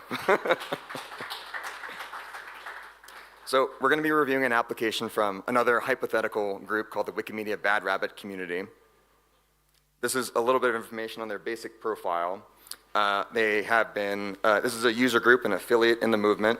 They've been operating in good standing for about 8 years. They have a pretty large number of staff members, around 5 paid staff, which is on the larger end of sort of affiliate staff structures in the movement. There are regional leaders in this group that do programmatic work, and they've hosted conferences, they've done local content campaigns. So there's a good body of programmatic experience they maintain. However, they don't have a lot of experience with officially engaging in public policy advocacy, but they have supported other campaigns of other groups in the region and other groups in the country over the years. So they have some collaborations they've done, maybe lightly involving some legislative interests or outcomes. So this is going to be a response from that organization to our first question that you saw in the exercise for both the previous user groups. So again, what specific laws or legislative topics are you targeting with your advocacy plans? Could I ask a volunteer to read this out loud to the group, since we're now on the team together? Yeah, up front. Do we have the mic still?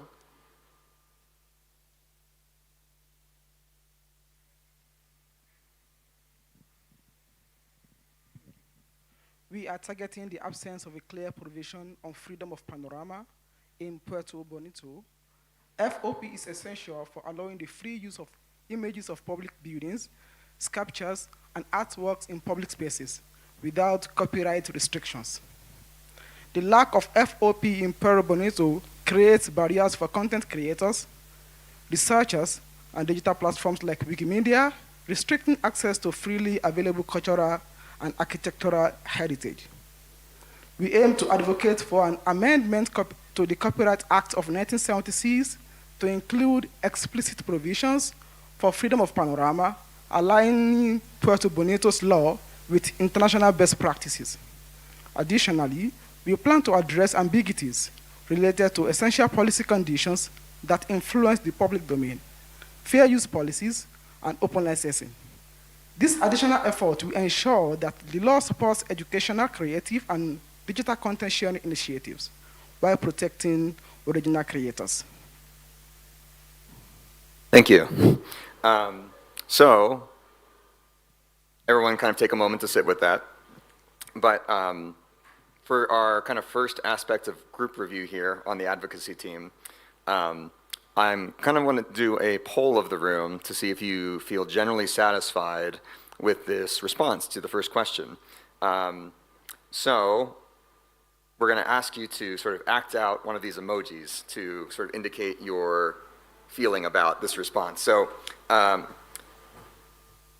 these are more qualitative responses, but if you feel really strongly and feel very positive about this response, such that you might send a bouquet of carrots to the ED of the Bad Rabbit community, congratulating her and bringing down the hammer on restrictive copyright regimes, show me a heart.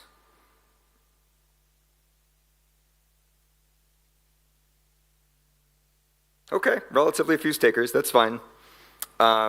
If you have a more, let's say, controlled response, and your feeling is more like, oh yeah, it looks pretty good, I would reread it to evaluate the statement, make sure I don't have any sort of additional questions or clarifications. You can give me a, like, I'm going to think about it a little bit more, but, first impression is, okay, it's okay. And then the last one is you would forward a screenshot of the proposal of this response to the director of global advocacy at the foundation. So your boss, basically, or our boss, as it were. You would tell them to answer the question and ask for them to officially approve. If you feel like you would kind of seek that instant approval because you have a good feeling and generally want to kind of move this along, you can give me a thumbs up. Okay, looks like I don't see any takers for thumbs up, so we're more on the second area here. I think that's probably an appropriate response in this case, just speaking from my perspective, but let's break down their response a little bit more. So, will they target a specific bill? You can see here they've aimed at a specific kind of general body of legislation on freedom of panorama in the first part here. But in the second, paragraph here, they do name a couple of specific laws. They talk about the Copyright Act of 1976 to amend and make changes to this particular law to help reach some of their goals around freedom of panorama and increasing that ability to photograph and document places in their community. And also to, use that as a way to help open some of the policy conditions around around fair use, around public domain, and those sorts of considerations in their country. So that's a big, I'd say this gets a big thumbs up from us when we're reviewing, and that matches the room's response as well. Now the second part of this, again, has to do with more, is the goal to influence an act that's relevant to sort of movement priorities or public policy advocacy priorities? So these portions that are highlighted in yellow, such as like the absence of a freedom of panorama creating barriers to content creation, or making it difficult to do certain kinds of research or publish certain kinds of research, and making it more difficult for people to access the cultural heritage of that country. These are all productive and fairly straightforward ways to address the needs of policy priorities in this country. Also, in the second paragraph, there's some discussion around how changes in the laws could support specific communities focused on education, or creative artists or creative professionals, and also digital content sharing initiatives. So there are some specific details also offered here, not just on the laws, but also on the relevance of those laws to public policy considerations and the movement needs, Wikimedia movement needs, I should say. So overall, sorry, I sort of went through some of this a bit already, but overall, this also gets, a good check mark from us as well. I'm going to move through these next slides a little bit more quickly because we're a little bit over time, but we have about 20 minutes left. Want to make sure we have time for any kind of open questions as we get to the end here. There are some other considerations that we look into when thinking about the responses to these sorts of questions. So, in looking at the profile for this organization, we talked about that they've been around for a while. They've been operating for about 8 years. They have some number of staff members, 5 staff members in this case. Regional leaders have been involved with a number of aspects of programmatic work. However, if you remember, they haven't actually engaged in a lot of community work around public policy advocacy before. So there's maybe a lack of experience in some of this work. So depending on the sort of maybe the ambitions and sort of the scope of the program they want to do around public policy advocacy,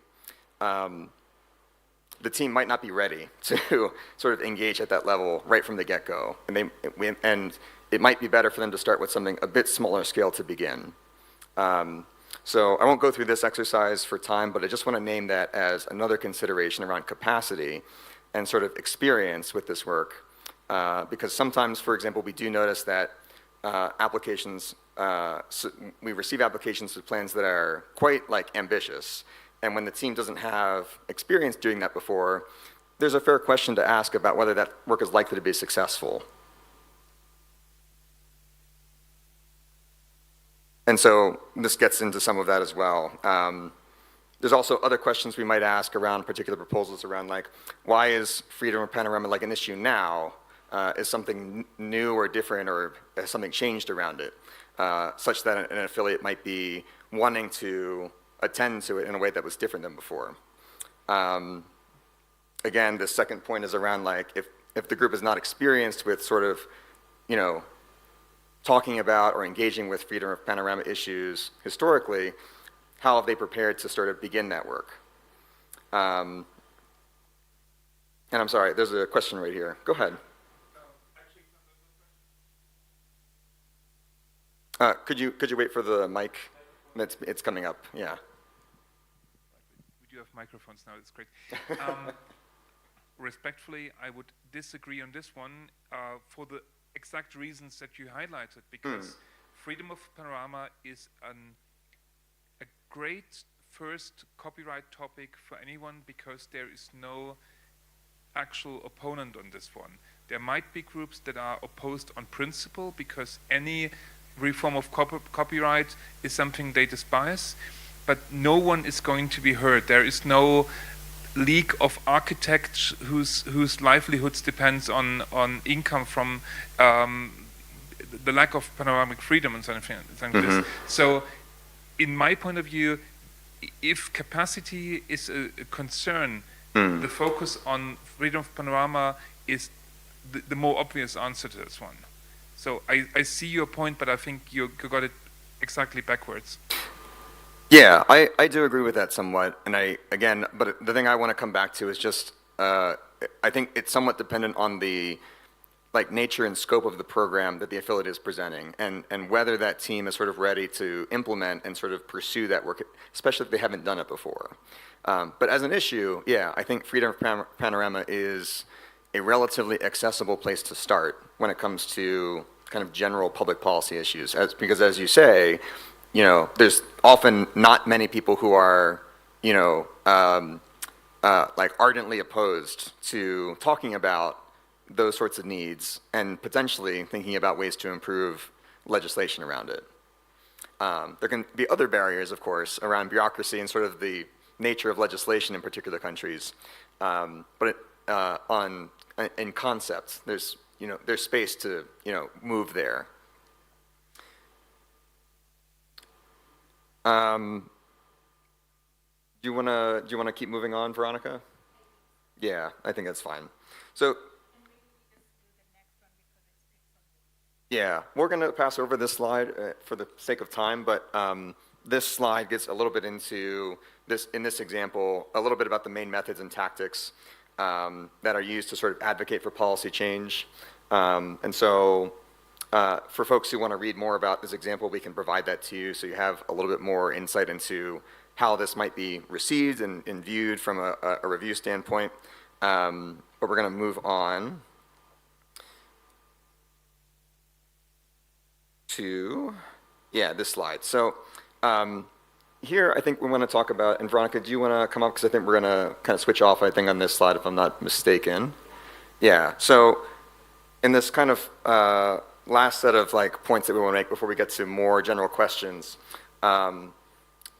is more of a review about the methods and tactics that we like to see and like to support around public policy advocacy in general. So, one main question we ask is, in your plan, is there a specific way that they're going to engage government officials? And in thinking about that question, some other details we like to see are who specifically are they going to be targeting? Do they have any existing relationships with those entities or those, political groups or those specific politicians?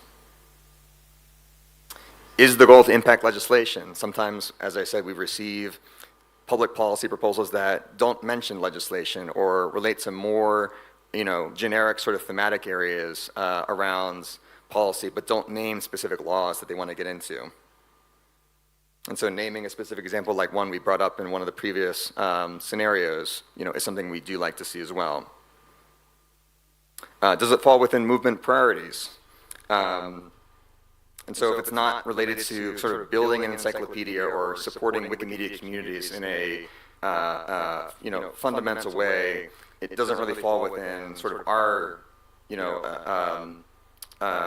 priorities as the foundation, supporting efforts to increase open knowledge and accessibility open knowledge in the movement. You want to switch off? Yeah, go ahead.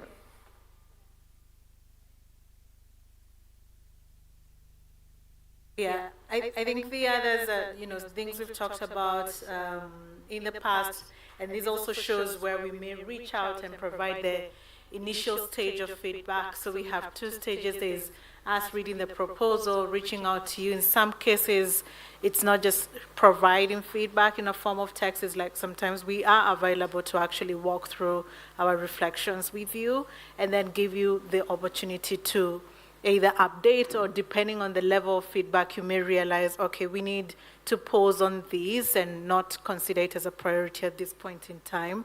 And then lastly, decision time. I know we didn't read the tactics bit, but it would have been great to act out with these emoji ifs so far. Do you think would you fund them or not? Yeah, would you or would you not? You're like, guys, yeah. Oh, I think on the next slide we go through some of the more specific.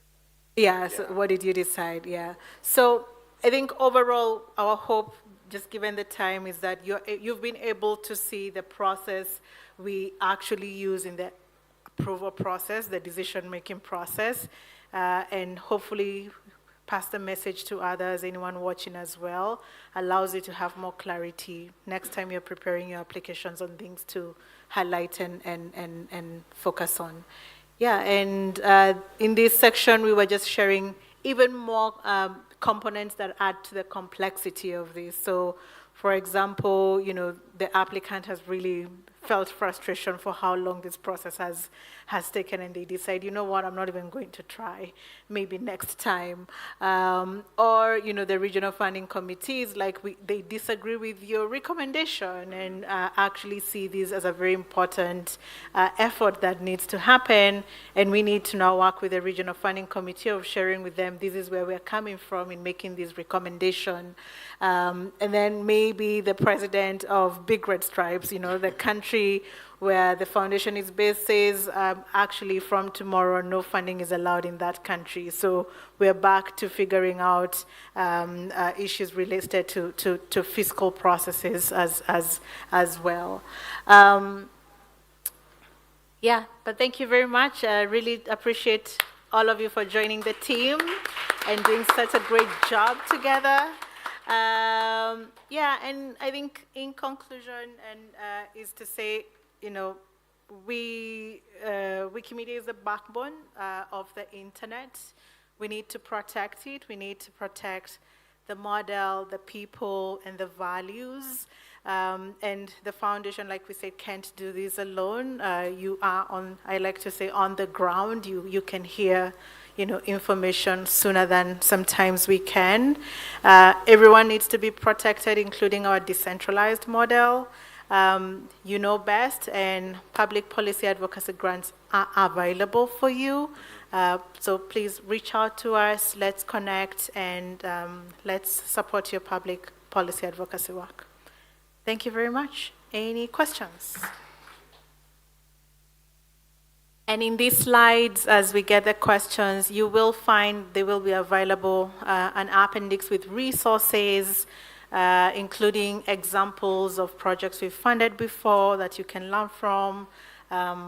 Yeah. I think we forgot to give our email addresses. So the main one is communityresources@wikimedia.org. Yeah. Yeah. The two. Okay. And then we have to give space from this room. Yeah. All right. My question is, do you rather prefer funding someone who's focusing on one thematic area or specific law, or someone who's juggling around other different laws? So, which one do you prefer? So it's different things. Capacities. First, I think there's an initial question of why. Why is this important for you, the community, the projects, the people, the model, and the values? It's important that we know that. You will, in some cases, like with many coalitions, is people tackling different things because sometimes the stakeholders are the same, but there's an interconnectedness to it. There's a question of capacity. There's a question of resources. So I wouldn't say it's a what's the English word? Straightforward type of answer. But of course, we wouldn't, given how long this takes, and we have seen how long this takes. I gave the example of Wikimedia France, with us working with them from the last 4 years on this Sirens law. It's taken them so long. Which is the nature of law, so I wouldn't recommend, it wouldn't be my recommendation. It will exhaust you, it will burn you out, but also what's the strategy as well. Yeah. Okay. Thank you. Jael, yeah. Jael, yeah.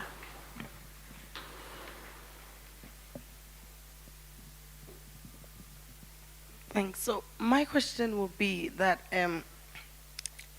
Bad Rabbit submitted a very good application, in my opinion. There were some concerns about the government's reception and the general awareness on this.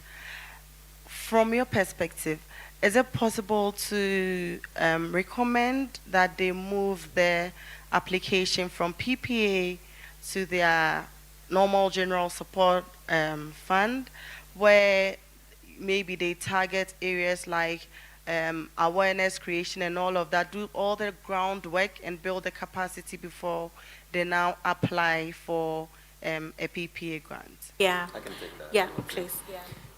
Yeah, I think that would be a great suggestion. I think, for other kinds of advocacy that can fit well within the context of a kind of community-facing program or like a partnerships program if they're working together with other institutions to advance some sort of general policy change that's not legislative. And so it's still part of the general support fund application. It's just really put into a different place and contextualized in a different way. Okay, I see we have 5 seconds. What's happening? Time is up. Done? Okay, all right. Shaif, we'll talk. Yeah, all right. Thank you, everyone. Take care. Enjoy the rest of Wikimania. I think we abstracted over. Yeah. Take a couple of questions. Yeah, that was great. Yeah. Hi. Absolutely. I'll find you. Yeah.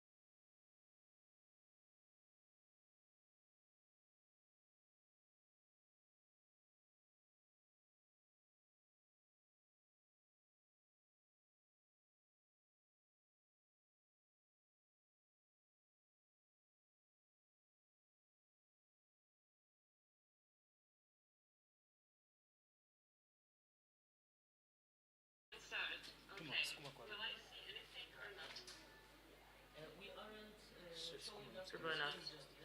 Ni weka full screen bana. Eh. Would be nice to have some Switch na image inapotea. from the room. Hi, Clara. Hi, I can hear you, but I can't see you. Oh, I can hear you now. Perfect. Hi, guys. Hey. Hello, hello. So, thank you for waving to me. I have a really small picture of you, but I'm really grateful for this. Hi, hello from Czech Republic. And hi to Nairobi, to Kenya, to all friends, and I hope there are some people who don't know much about the youth conference, because I would like to present what we have the privilege to live some 2 months back, and the title of my presentation, which should be around 20 minutes, and then for the next 20 minutes, Jessica will take over and she will lead the discussion, because we as well want to hear more from you. I hope you have a wonderful time in Africa and Kenya. And my name is Klára Joklova. I am the executive director of Wikimedia Czechia, Wikimedia Czech Republic. I'm as well the CE Hub steering committee member, and I'm the youth conference organizer. And I'm very happy that you are all there today to help me and to listen to and maybe share everything what we could and we learned about young Wikimedians' participation from the first youth conference in Prague.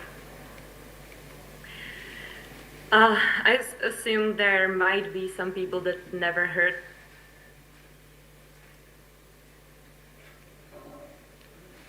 first global youth Wikimedia volunteers gathering that happened in from 16th to 18th May this year in Prague, with the main question that we wanted to ask the participants, which was how to attract young people to Wikipedia.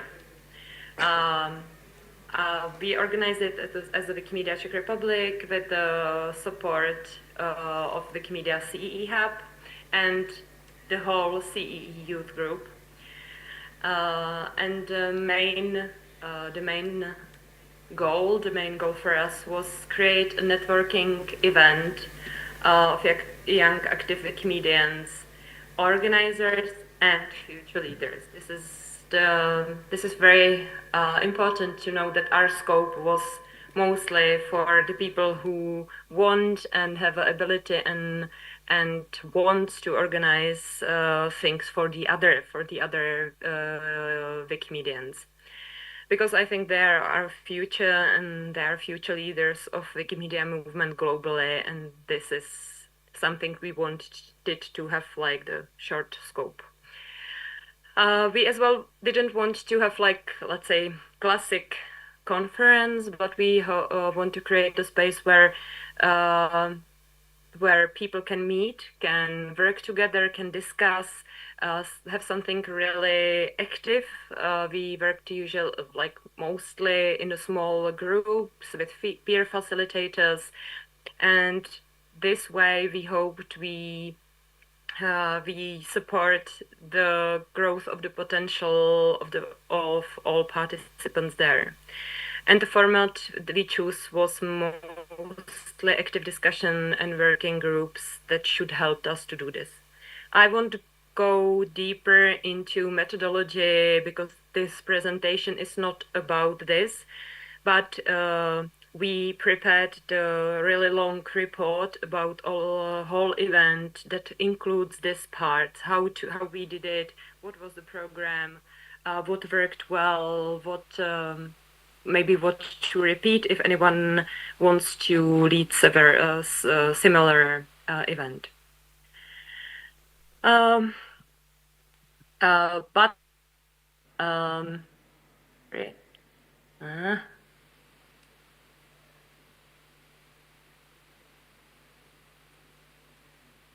Um, uh, that people from CEE prepared the conference just for you to feel the vibe. But how it all started was that CE Hub is one of the first hubs that started in 2000. One of the first activities what we, let's say, initiated was CEE Youth Group. We started this with Barbara Clan, with a CE Hub coordinator, and we wanted to create a support net to support of development of young wicked talents in the region. We get a great support from all the affiliates and user groups in the region, and lots of people joined the group, this informal group, and some of them definitely are there in the room with you today. We have our first in-person meeting in the CE meeting 2023, and in November it was first youth-only event that we organized in Prague in Czech Republic, and we tried to plan the year, what we all could do, what are the activities that young people want to run and continue with. And the first big event that they, not us, but they organized was as well the global meetup on Wikimania last year in Katowice. And as I was the host of this, or I participated on this meetup, or I just was the visitor there, and I saw this great energy there. I felt very inspired. So even on Wikimania, I started to ask the others if they thought that maybe to really organize the global meetup would be the good idea. And we got big support from the young people, from other affiliates, from our neighbor affiliates from the CEE region, and of course CE Hub itself. And this was really the start of this whole idea of Wikimedia Youth Conference. I would like first for you to, so we wrote the application, the grant conference application in September, and we were waiting till the November to know if we could start with organizing. And before I got to the outcomes, I would like first you to feel the vibe. I'm not sure about the sound, so I will try to adjust, but just be careful.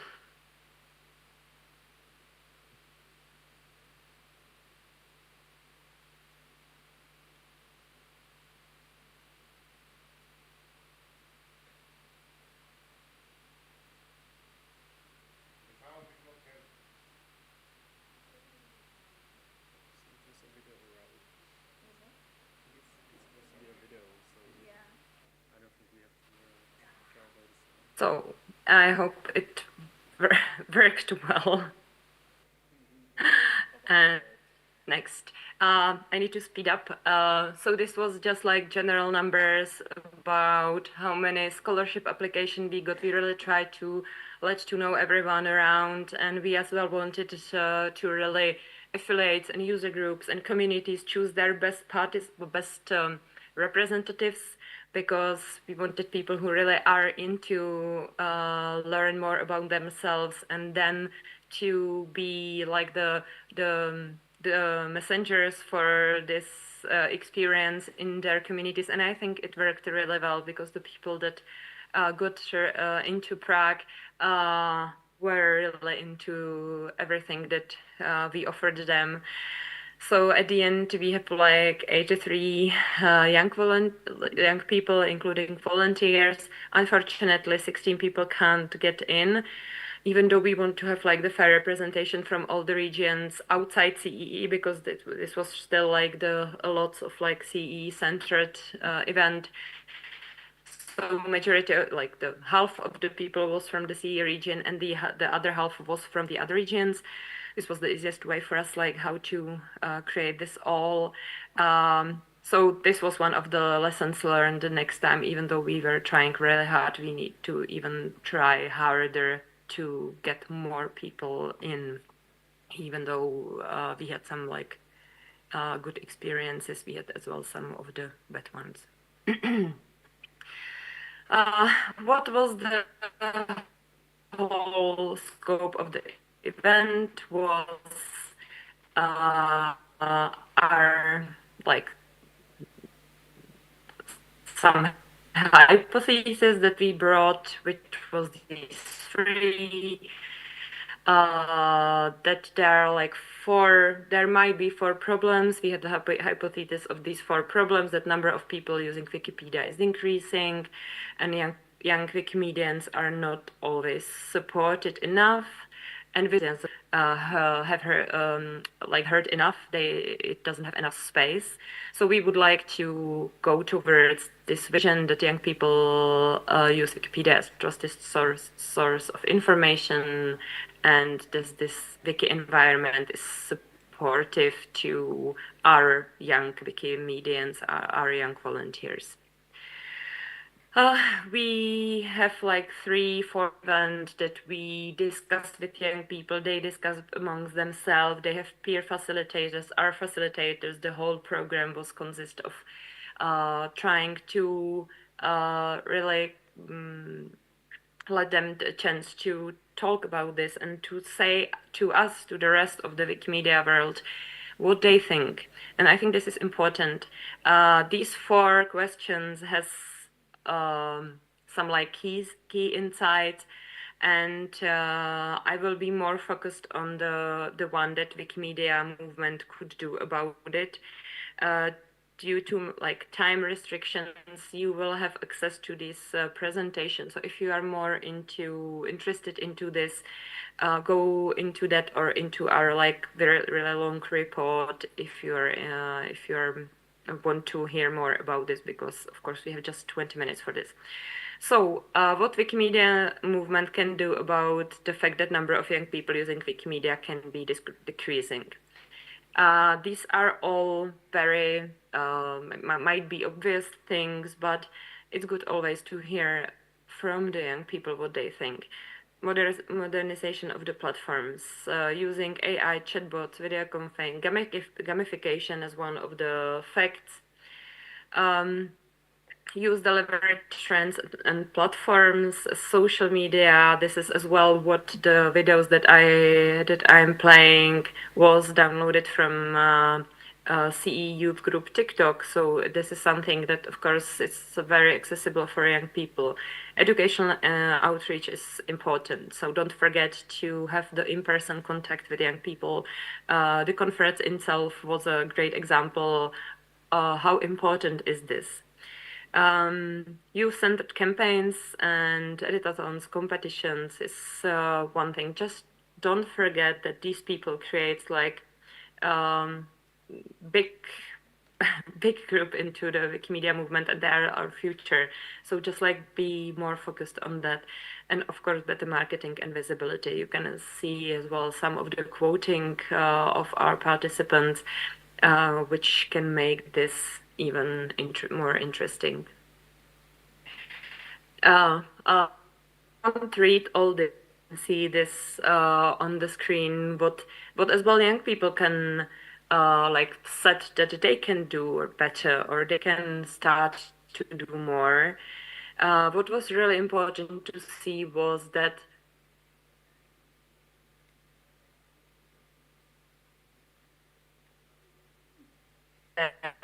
to others. So I could see like a high level of responsibility and of like problem sharing, which I think it's really promising. And what was really good to see was as well that just if they got support, if they got right space, they are able to do a lot. But just like small encouraging can have like a huge impact. And just the first is you should bring out of this. This would be the other thing not to forget. About like the second statement that the voice of young Wikimedians does not have enough space or it cannot be heard.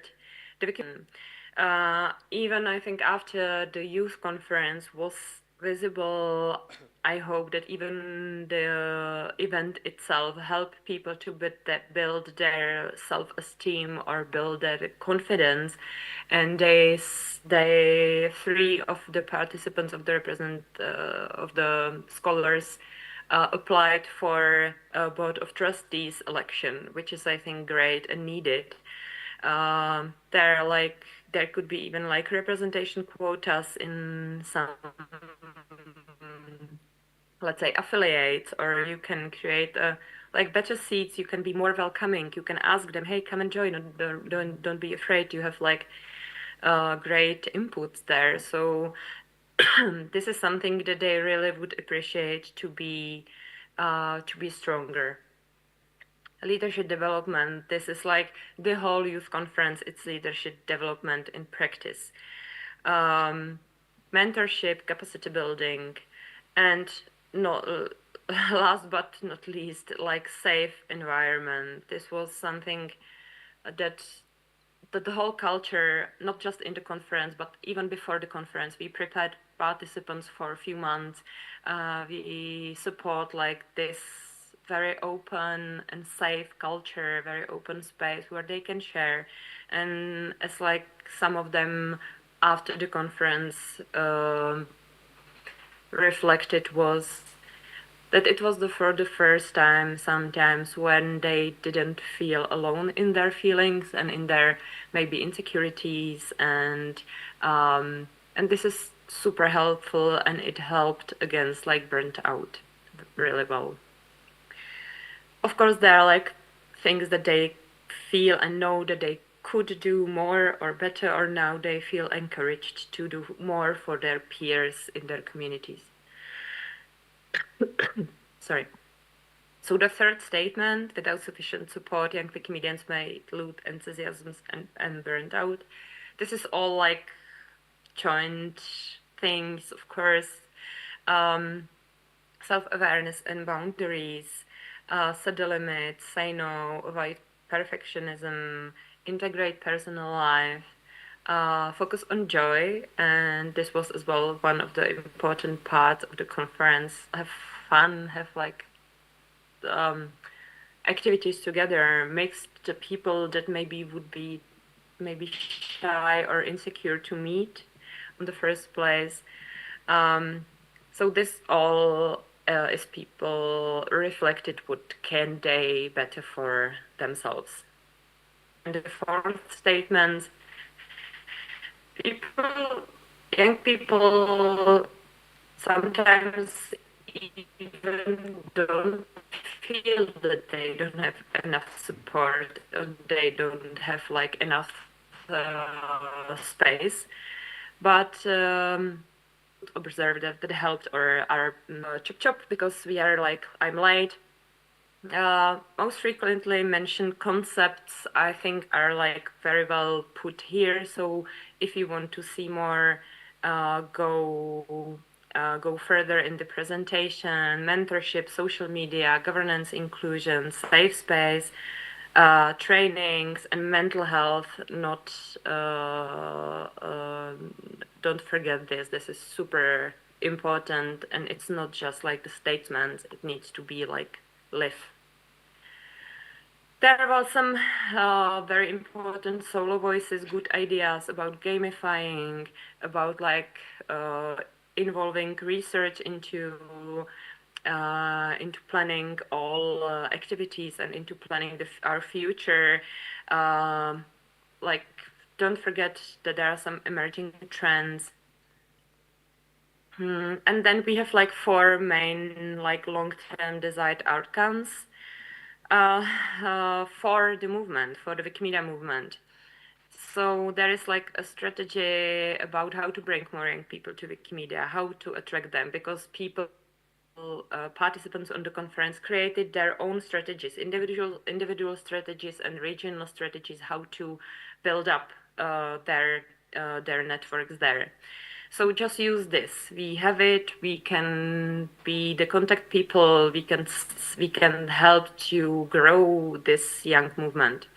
There is a peer support networks now for young people across the communities. They know each other now. They stayed in touch. They are like great network. And there should be this regular space where young people, young comedians can express their views, youth conference, regional youth conferences, anything, but their voice should be heard. Yeah, sometimes one picture is the best. And, or yeah, young, I'm afraid we don't have time for the next video, but it's in the presentation. I just finish with the next steps that we suggest as an organizer, as the people that are with these young Wikimedians for 2 years now. We don't personally think that the conference should be every year. I think every other year or every 3 years it's enough, because in meanwhile that should be things happening and people really should feel that they can join some like regional conferences. We have experience within the CE Hub how to build this. We are happy to share. We as well believe that hubs as entity in the movement is the right spot, right place, right organization system that should help to build regionally. So we already are meeting with other hubs and we are sharing our experience, and we are happy to continue with this. There are people like Jessica Stevenson from WMF who support this effort. So if you don't know who to contact and you would like to be more in, just contact her, or of course you can contact me, but she's the right person within the movement. And don't forget that you have regional people who participated in the conference, and they created their regional action plans. We will share them again within our big report by the end of this month. So then you can find it on Wikimedia Youth Conference meta page. And then on community level, I think would be great to as well have on your regional conferences always have like small youth conference or small meetup, and as I said, all individual participants have their own plans for next 6 to 12 months that you can support them to fulfill them. Sorry, I took 5 minutes more than I planned, but I hope you will still have great some time for discussion. Jessica is there. I'm not sure if I can hear you. I hope so. If you have any questions, address them to me. And these are like the main maybe questions for discussion you can cover now. And there is Jessica, and there is as well Honza Beránek, Jan Beránek from Wikimedia Czech Republic. He's present here with you in Nairobi. He is one of the participants, but there is much more participants of the conference. So just ask them, and I'm very happy that I could present for you at least this way. Sorry, I'm not there with you. Thank you.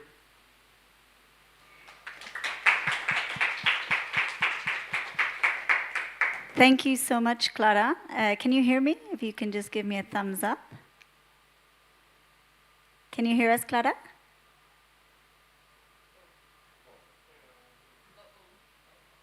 Hello, Clara. Hi. Okay, great, fantastic. So thank you very much for that presentation, and we just want to use the next 15 minutes to have a discussion. So if there's any questions, Clara can go a bit deeper into what happened, the outcomes, but we also want to hear from you on some ideas of what you are doing in your communities to mobilize youth, or if you're youth directly, what are you doing?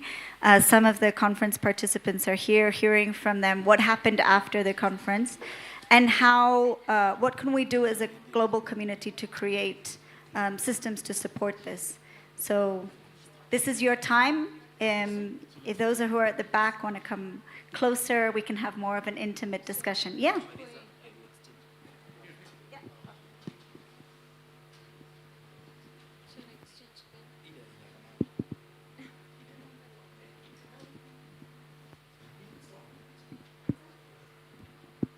Hello.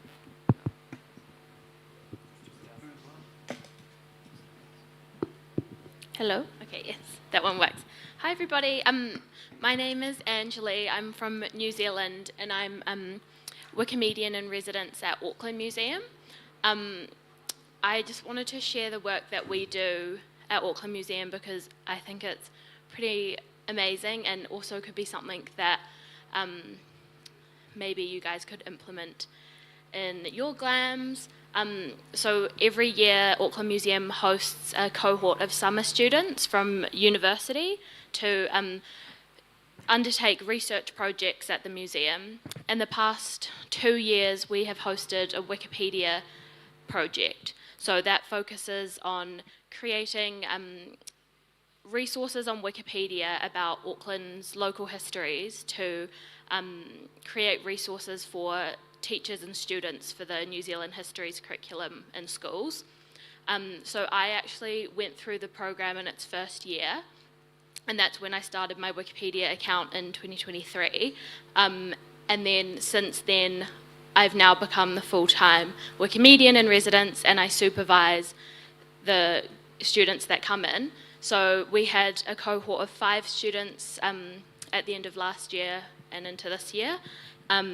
And they were all incredible, and obviously they're all young university students who'd never used Wikipedia before, never even thought that it was something that they could edit.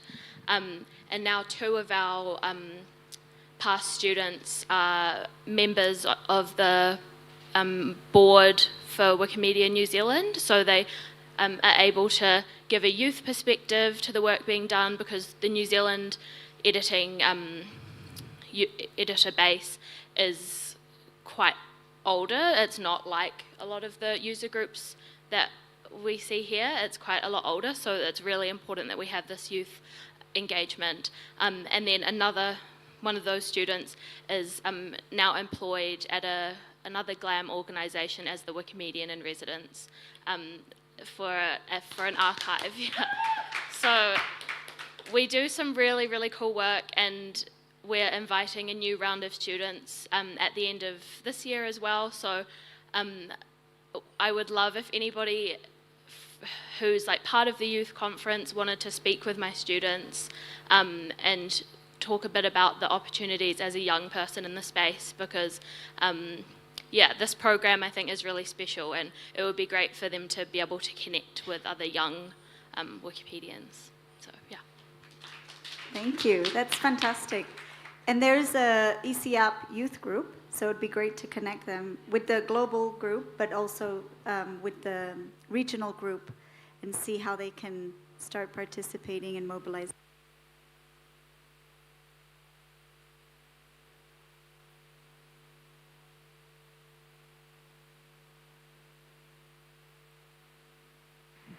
We're doing like juggling with microphones. Anybody else want to share? Nikos.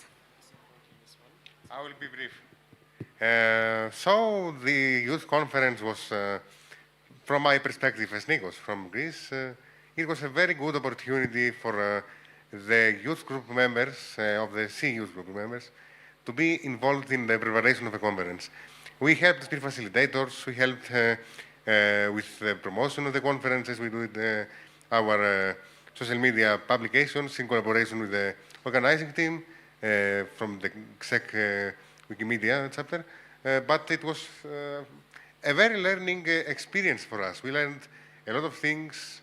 We found how common are the problems that each youth faces in Wikimedia. Each region has the same problems regarding youth, and which makes even more important to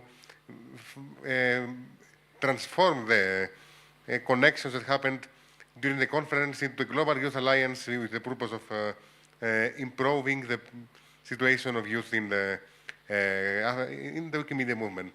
I'm happy to say that apart from the C Youth Group, there are projects to create youth groups in other regions.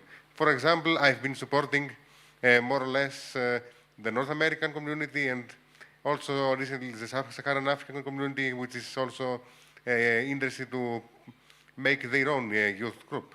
And we are continuing to, in the sea region and in Greece, to engage with young people. That's it for me. Yes, that's fantastic. And I'd love to, there's more people, if we hear from any affiliates who are thinking of connecting to these groups, would be interesting to see. Yeah, so hello everyone.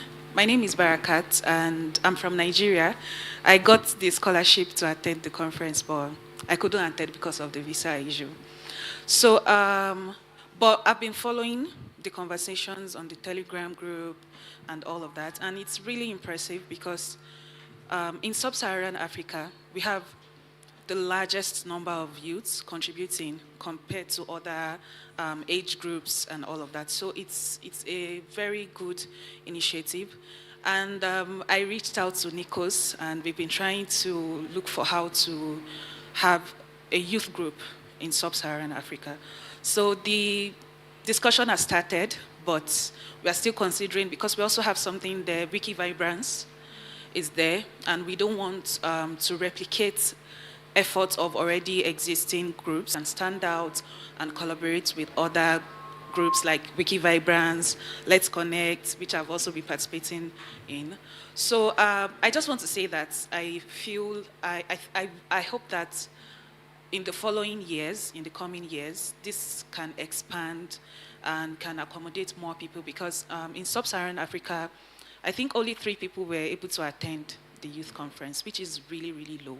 So I hope that we can, there'll be resources, there'll be everything needed to encourage more youth to get involved, because we won't stay youth forever. So we just have this moment to make changes that have huge impact.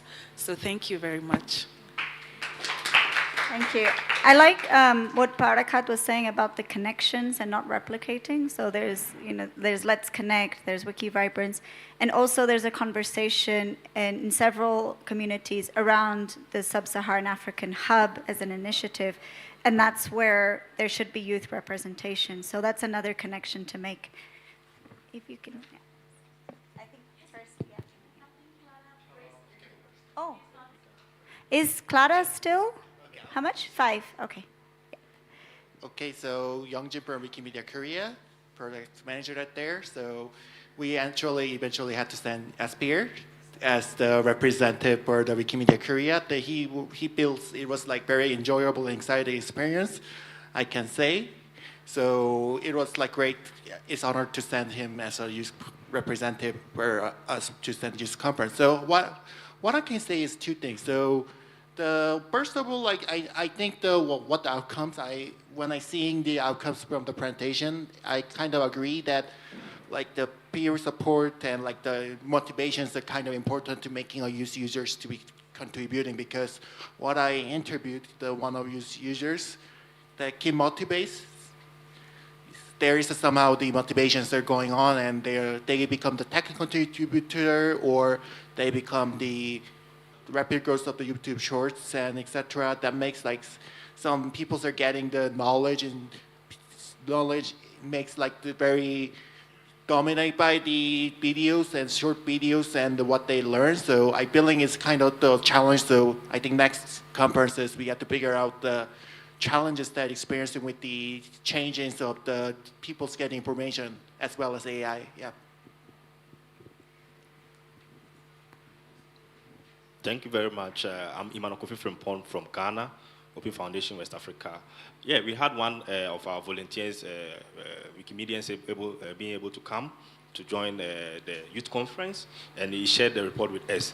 We have set of volunteers in KNUS to come from University of Science and Technology, and the people, the volunteers got to appreciate the fact that we have a youth program for us to develop ourselves. That was a cool something. But I'm more looking at the numbers. We were more concerned with the numbers because, as is mentioned, only 3 people were able to come, right? Maybe because of the visa restrictions and also the funding for the scholarships. So we are concerned about the sustainability moving forward. How can we make it bigger so that at least more people can be able to participate?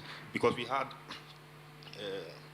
application from diverse countries, but we were not able to get them because people will be bringing diverse issues on board that I believe can help us move forward. So we are concerned about the sustainability. What do you have to say about that? Thank you. Yeah, I can maybe speak there for the organizers that there was a real effort to have regional representation, and it was a limitation with visas, not so much the resources. So I think a learning definitely is how can we replicate this in places that can also be accessible. We make sure we're prepared to give the visa support that is needed from the foundation and from the organizers. And I also think that some of this can also happen online. I think the face-to-face is important, but how do we start creating these network spaces on a regular basis, regionally? Wiki and Daba is an opportunity to get more sub-Saharan African participants together, mobilizing youth strategies. So that's a first step. But let's think of ideas also to keep the momentum online cross-regionally. Let me just give the we only have 1 minute left, so, and then I'll come back to you. I'll be quick. So I'm from Canada, and our Toronto Wiki Club also sent one of the delegates to the youth conference, and she found that to be very eye-opening and very meaningful. And I'm just making more of a comment is that since Wikipedia, it's seen to be quite text-heavy, while a lot of the youths are moving towards like TikTok, YouTube Shorts that are more like in the video formats. So perhaps we'd have to start thinking about how we could engage those users in a more of a video form as opposed to just text-heavy or text-based format. One thing that was interesting at the conference was a product and tech team participating and listening to some of these needs and introducing their ideas on like gaming to bring the new generations into understanding what Wikimedia is about. So I think listening and that connection more with product and tech and developments is really important. So we have no more minutes, but Nikos, did you want to say something in 20 seconds? Just to remind you that tomorrow there is also a youth meetup where we plan to consolidate all the forces we are doing since the youth conference into something more global. Stay tuned for the results of this meetup tomorrow. And you can participate in the meetup if you're not young, yes? I can go? Yes, okay. Thank you very much, Clara. And if there's any interest in this topic, you can reach out to me during the conference. And Clara and I are thinking of putting together like a small thinking group where we can connect and maybe like strategize a bit about this. So if you're an affiliate, wants to think about this, or part of a hub, or in any other capacity, let's chat, okay? Thank you.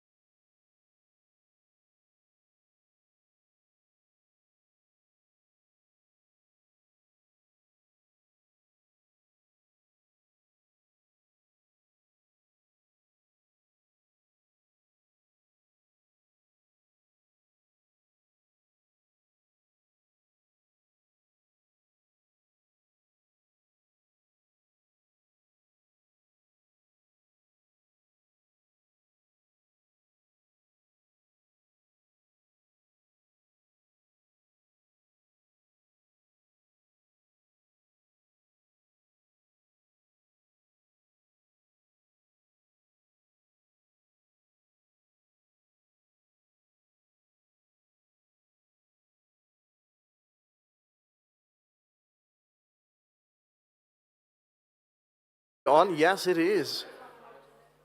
Our speaking time is running, but I think we should give people like 2 more minutes to find the room. That's fine. It'll all be taken from your discussion time.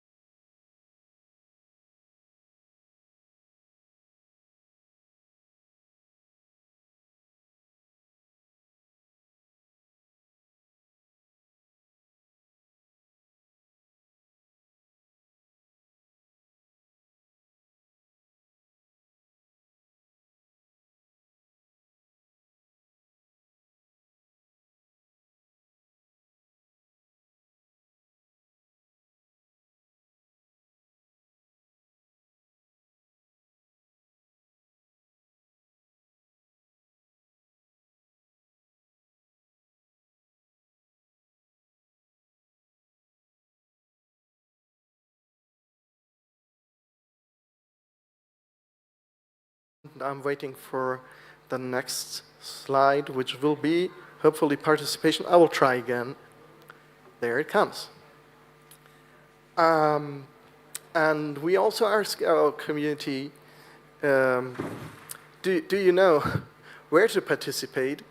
Do you inform each others about doing this, and how you involve new contributors? On German Wikipedia, there's a template that is used on various places to invite community members to participate. Most of you probably know the banners where the foundation, but also others, are inviting people to participate. So how do you do that? And is that different for new contributors? In the bottom right, you see some results from our survey. With the result, I had no interaction with other community members. And it was different for those who were long-time contributors, 5 years or more.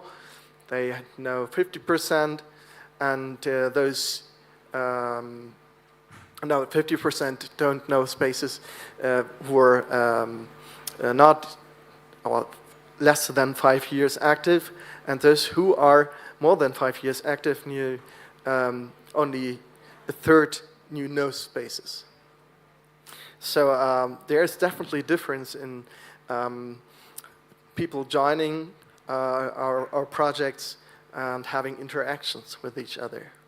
So we're not, that's what we conclude from that, we don't invite newcomers to our community spaces, at least not in the similar way as our more active members already do.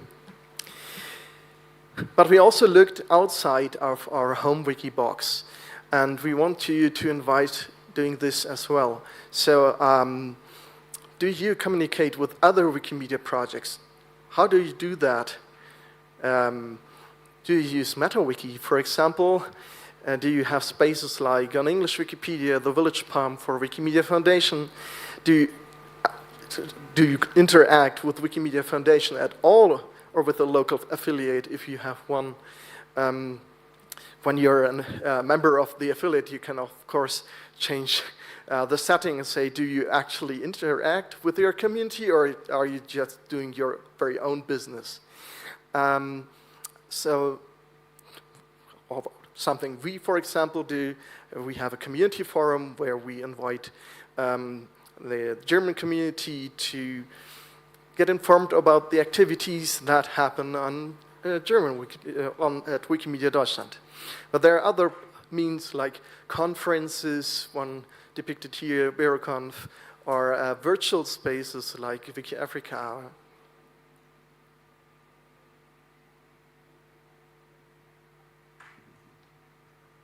Those who listened closely to the title of this session, we're not talking about community chapters, community places, but also about decision making, because we had the feeling that this cannot be separated.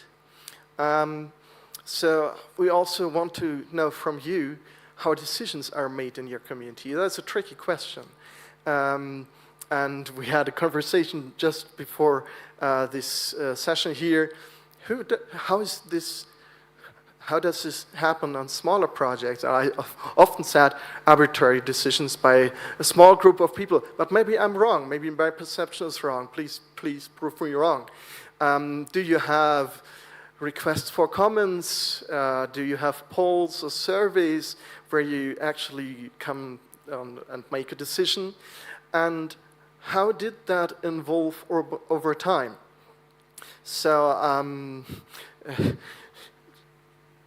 with regards to arbitrary admin decisions, there's the wonderful tool. Hopefully all admins have got. It's still a joke.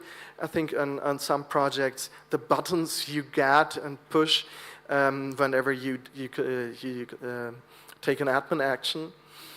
And for us, as Wikimedia Deutschland, it's of course important to see how happy are people about the decision processes that exist. So we had one question included in our own questionnaire. How happy are you with that in German school numbers. So in English terms, it's from A to F. In our system, it's from 1 to 6. And we had a pretty mediocre response. So more people happy than unhappy, but it's really like pretty widespread how happy people are about the decision-making processes in their communities. And we want to know from you, are you happy with the process? Are you part of the decision-making process? Or what could be improved, for example? And last but not least, we are here from an affiliate to Wikimedia Deutschland. We try to support that, but it might be different in your community. Do you get support from, be it the Wikimedia Foundation or an affiliate? Have you had a training like the Polish Wikipedia community, which was where admins were trained by the chapter? Have you had trainings on communication, other decision-making spaces? Do you meet in person or virtually for doing this? Probably depends on the country. And when I looked through the different regions in preparation of this talk, I also found that the ISIA Hub, for example, has a theory of change that also includes enhancing communication in ways that address language differences, time zones, culture, and distance. So they are also thinking about how do we actually talk to each other? How can we make this better?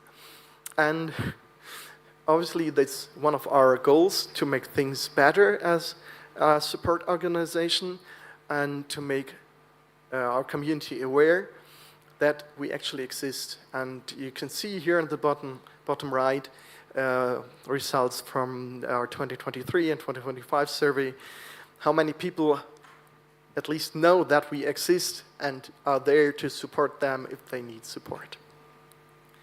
With this last information, I know it's various topics. We have a summary of that before we invite you to join the session here on stage with Verena, which will be at the end of the presentation so that everyone can see it. We want to introduce you to the system, and with this, I give to Verena. Thank you.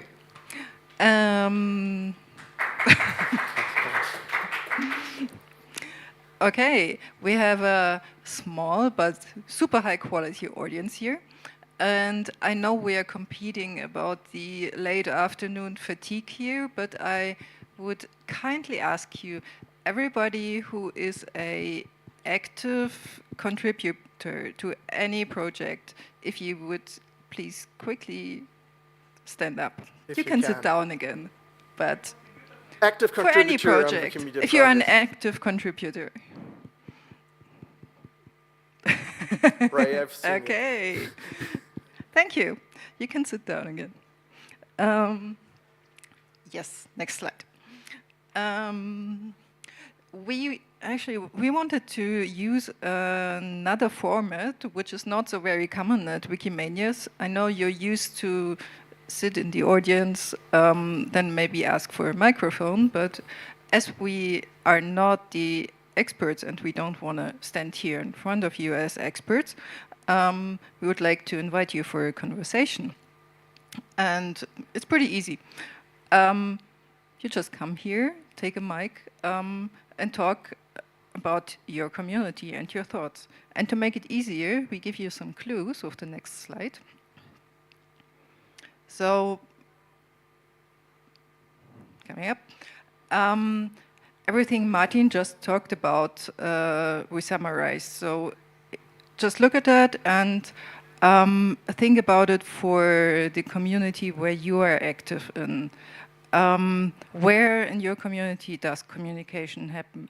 Who participates? How does it work? Do you get affiliate support? How does decision-making actually work? And do you work with other projects? And we would be super curious to hear that from you. Besides, I'm feeling a little bit lonely here in front of you. So, and when you feel ready, please come to the stage. And when you feel, okay, I've shared my part, let's invite others. They can also join. If there's no free seat, maybe consider going back at some point. But those who want to join the conversation, please come to the stage. And maybe we can get a second microphone.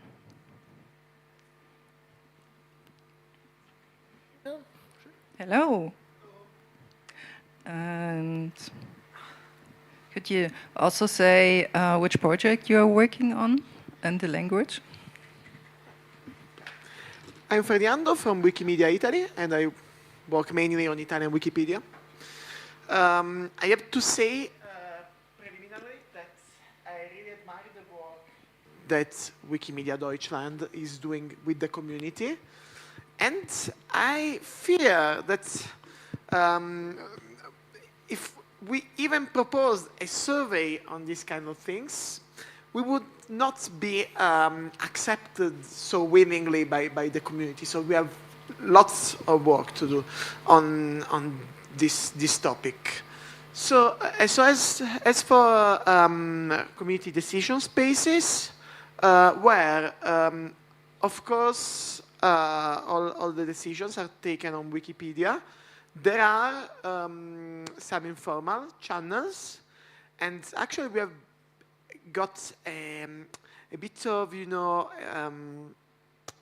discussion on these informal channels lately.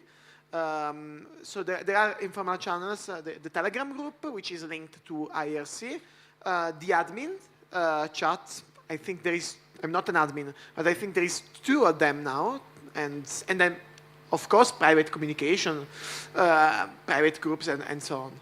And so who participates? The community at large, but mainly it's the same subset of users, and of course sometimes, depending on the topic, more people may or may not intervene. And there is no affiliate support. We would like to change that, so would like to start offering some kind of support to the community as Wikimedia Italy, but we are at the stage of our relationship with the community that we are not in the position of starting doing so quickly, but maybe that will change. Why? Because I don't think because of past clashes and with people who are not even anymore in the organization, but I don't think we are well seen by the community. They don't get the point of the existence of the affiliates, so we have much work to do to build trust with the community and not being seen as people from outside the community who come and tell you what to do, basically. And but you're inside the community and you're Wikimedia Italy. Yes, yes. So this is the reason I'd like that to change, and good. We will work hard to achieve that, because finally we are in the community. I'm not the only board member from the community. We have staff members who are in the community, so we have all the ingredients. We need just to cook the recipe now, so it's going to be a bit of a work. But I hope that at the end we achieve this level of cooperation. Okay, hello, my name is Juan. I'm from Argentina, also a member of Wikimedia Argentina. I was on the board of Wikimedia Argentina until March. And first of all, I second all of Ferdinando's statement regarding Wikimedia Deutschland, but also I'm surprised because we share a lot of similar difficulties within our community. The last time we carried out a survey asking the Argentinian volunteers if they knew about the existence of Wikimedia Argentina, most of them didn't know about that, and most of them didn't want to, and those who know, sorry, weren't particularly interested in joining the local chapter. We also, since at least a few years, we lost a lot of trust within the community. And we are trying to change that, well, at least I'm trying to change that. Wikimedia Argentina, in some way, has become more like divulgation project of Wikipedia rather than building a proper community within the country. And that's something I'm trying to change because there hasn't been many new members to the local chapter. And regarding Spanish Wikipedia, there's also like let's say, a stigma within the Spanish Wikipedia village pump and the people who participate in the village pump, because it can sometimes be seen as toxic, let's say. So there are a lot of people who participate in the village pump and then don't talk with the other users, and then there are people who participate, let's say, in Discord servers or Telegram channels, and they don't know about each other. In my particular case, I try to participate in everything. I mostly talk, in private conversations, either in person or through messaging app. So yeah, that's more or less what we are having. Would you say that your communities are able to make decisions, or able to make big decisions, like for example, introducing new rules, or for example, deciding about code of conduct? Within the chapter or within the Spanish community? Within the community. Yeah, I think, of course, it's not easy to introduce change, but I think it's possible, yeah. Okay, and who is pushing or who is trying to get these decisions made? Is it out of the community, or is it usually some affiliate or chapter members who try to get the community to decide on something? At least in my experience, is within the community. Of course, there are some members of the community who are also members of some local chapters or user groups within, for example, Latin America. But it's mostly within the community. It's not like a project carried out by a local chapter or a major conference like it was in its moment, IberoCop. So, yeah. Okay, interesting. And do these community members, do they try to find majorities, or is there just someone, I make this decision now and everybody follows? No, it's mostly through majority voting, yeah. Okay. Can you use the mic? Yeah, through consensus generally, so we don't count votes, but for example, we recently introduced couple of years, the drafts namespace in the Italian Wikipedia, and that's the decision the community was able to make. Please continue. Pardon. Yeah, basically. Okay. Hello. Hello. Yes, my name is Katrin. I'm part of the home wiki of their home wiki. I don't know how interesting my opinion is. I'm a German Wikimedian, and I'm part of the organizing team of a so-called local space in Munich. That's a room financed by Wikimedia Germany, but run by community members. And we too have decisions to make, and we make them mostly by so-called work meetings. That means we meet in person every 6 weeks or so, and we discuss things that we write in a kind of a table, and then we just discuss, and then decisions are made. But not all persons are present of our group. It's always the same 3 or 4 people who make the decisions, which is not the best. And there is a digital platform, MetaMost. Yeah, it's similar to Discord. Yeah, and we could have extensive chats on MetaMost, and I personally like MetaMost a lot because we could talk and make decisions with our Wikinicks. We don't have to disclose our names. It's we could say Kate 17 discusses with whoever, but people tend to not like MetaMost as much as I would prefer. So but we have the possibility, and it's financed by Wikimedia Germany, and a couple of years ago there was also a lot of distrust towards Wikimedia Germany, I must say. It was before my time, I must also say, and it's also with people who are not active anymore, or I don't know. There's a lot of old conflicts, but the situation is has gotten better, and so yeah. We think so too. Thank you. Yes. Is there anyone in the audience who wishes for more support from their local affiliate? Maybe you can join the chair here in front. Or are you happy with that? Do you want more meetings in person, or don't you like them at all? Join the podium. Share Yes, your thoughts. please. There's 2 free seats. And I'm pretty sure we have more projects and language versions present in the room. Be bold. But also, it's late in the day. Yeah, sure, please come to the front.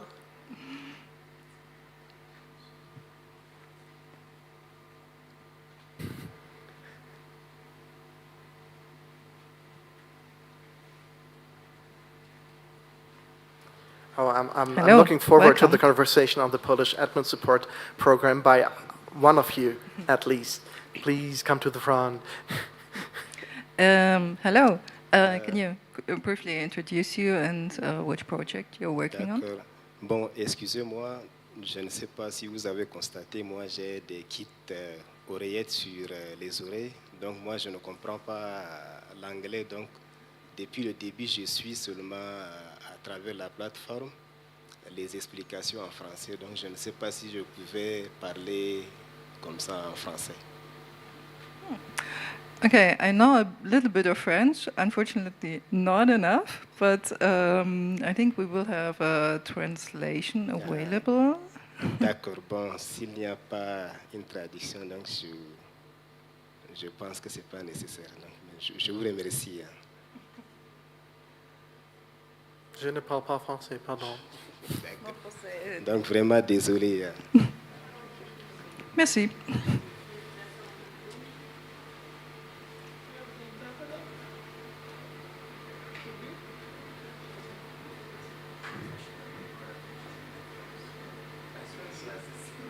Of course, when you heard something that inspired you to share once again, the seats are free, and share your new thoughts. It's also possible. Just come once and... I see some encouragement in the room. Yeah, yeah. Maybe together. Yes. That's fantastic. Both. Yeah. Yeah.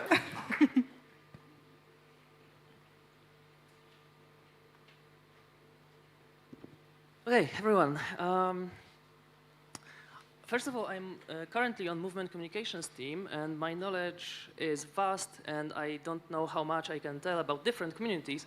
So I will focus on my home wiki, my home community, Polish Wikipedia. And yeah, with me is the Wikimedian of the Year. Thanks for joining us. Functionary, yeah. All right, what should we begin with? As a volunteer, I happen to be the main moderator of the Polish community Discord server. Discord exists. It's fairly lively. There is also a Facebook group, right? I'm not on it anymore. So Discord is, I think, the most used platform in our community to communicate with each other. Okay, that's... Also in terms of decision making, do you prepare something there? I don't think so. Sometimes, but usually the conclusion is that we have to go to Wiki and do it there. Yeah. That's a pretty strong notion that regardless of the back channel, the actual decisions need to be made on Wiki. Regarding your earlier question, whether the community is able to make decisions, if those decisions are about really well-known protocols, well-known things like requests for adminship and stuff, easy. When it's about something more controversial, difficult, like getting rid of flagged revisions, which camera gets me? This one? Getting rid of flagged revisions. Would you be able to make a decision other than just let's not talk about it? I don't think so. So yeah, like it depends. It depends.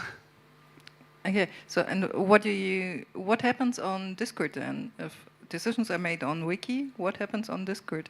Yeah, some like, hey, would you be Hey, how able are to you? block Yeah. this person? Would you be able to revert that edit? Let's talk about something not related to Wikimedia. Some like recent events. There is a channel about Wikimedia Poland. There is a channel about Wikimedia Global. So you know, board elections. Some like news from the world. Some sister projects channels also. Sister project channels. Yes, we do have that. There's a Wikimedia Global channel. I'm super interested into that. Please elaborate. Yeah, there are also 3 stewards on our server, so they are also monitoring request channel when we are sometimes pinging stewards to do something. And how do newcomers learn about these channels? Do you invite them? Is there someone responsible for that, or feels responsible for that? Not trying to credit myself for everything, but one particularly beautiful day, I just simply replaced the old links to IRC with links to Discord. And how do they get on Discord nowadays? There's also an invitation on some help pages, I think. That's what he said, yeah? Yeah.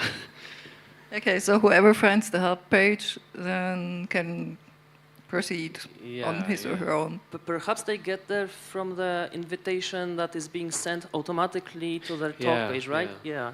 We have that. We have a bot inviting, like welcoming people in the community. Okay.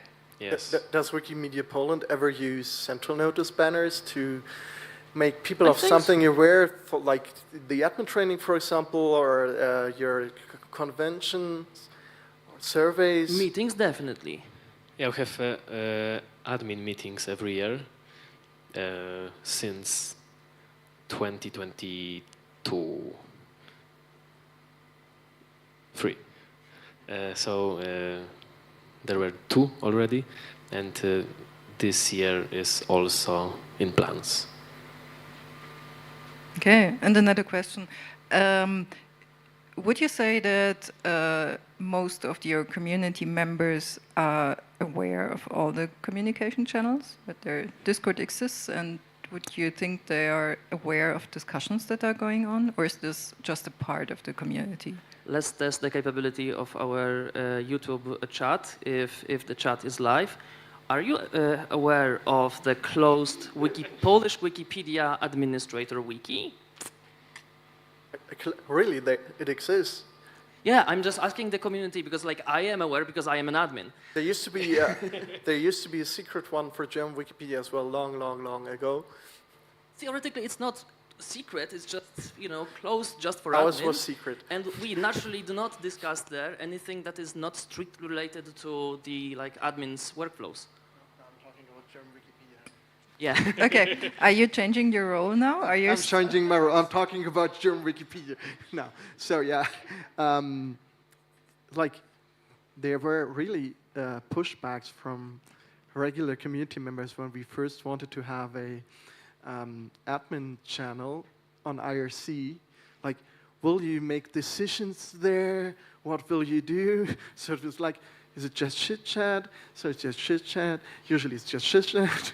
And that was later ignored. And now I think there are admin channels on Discord and Mattermost and others, and nobody cares that admins discuss things with each other, which usually makes sense to do that, I think. Yeah. On Polish Wikipedia, there is a page, Wikipedia : and there is something like not bylaws, but like policies on the admin mailing list. Because back in the day, it used to be fairly controversial about what the closed admin mailing list was supposed to serve for and what is not supposed to be discussed. So, for example, one of the tips was for admins was do not talk about Fight Club, right? Let's do not even mention and only talk about things strictly related to admin workflows. And also, let's better not talk about it outside of it at all. We've heard from German community that they meet in local spaces. Do you have, there's probably an office of Wikimedia Polska, and there are more spaces. Do you have spaces there? Or do you just meet virtually? So what's the ratio maybe? Like, do you meet more often virtually? Do you have virtual sessions, or do you meet in person?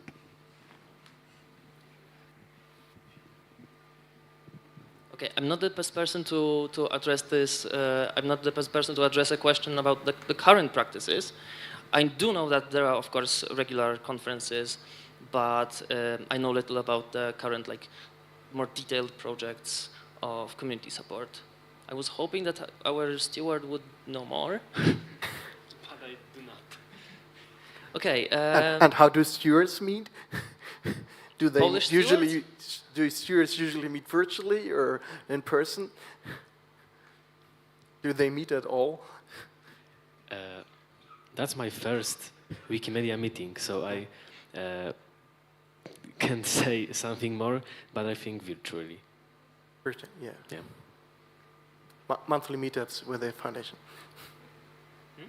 Monthly meetups with the foundation and stewards, yeah. We have 1 more minute, so anyone who wants to share something is cordially invited to do this. If not, yeah. So we invite you to think more about these questions. Maybe take that back to your community.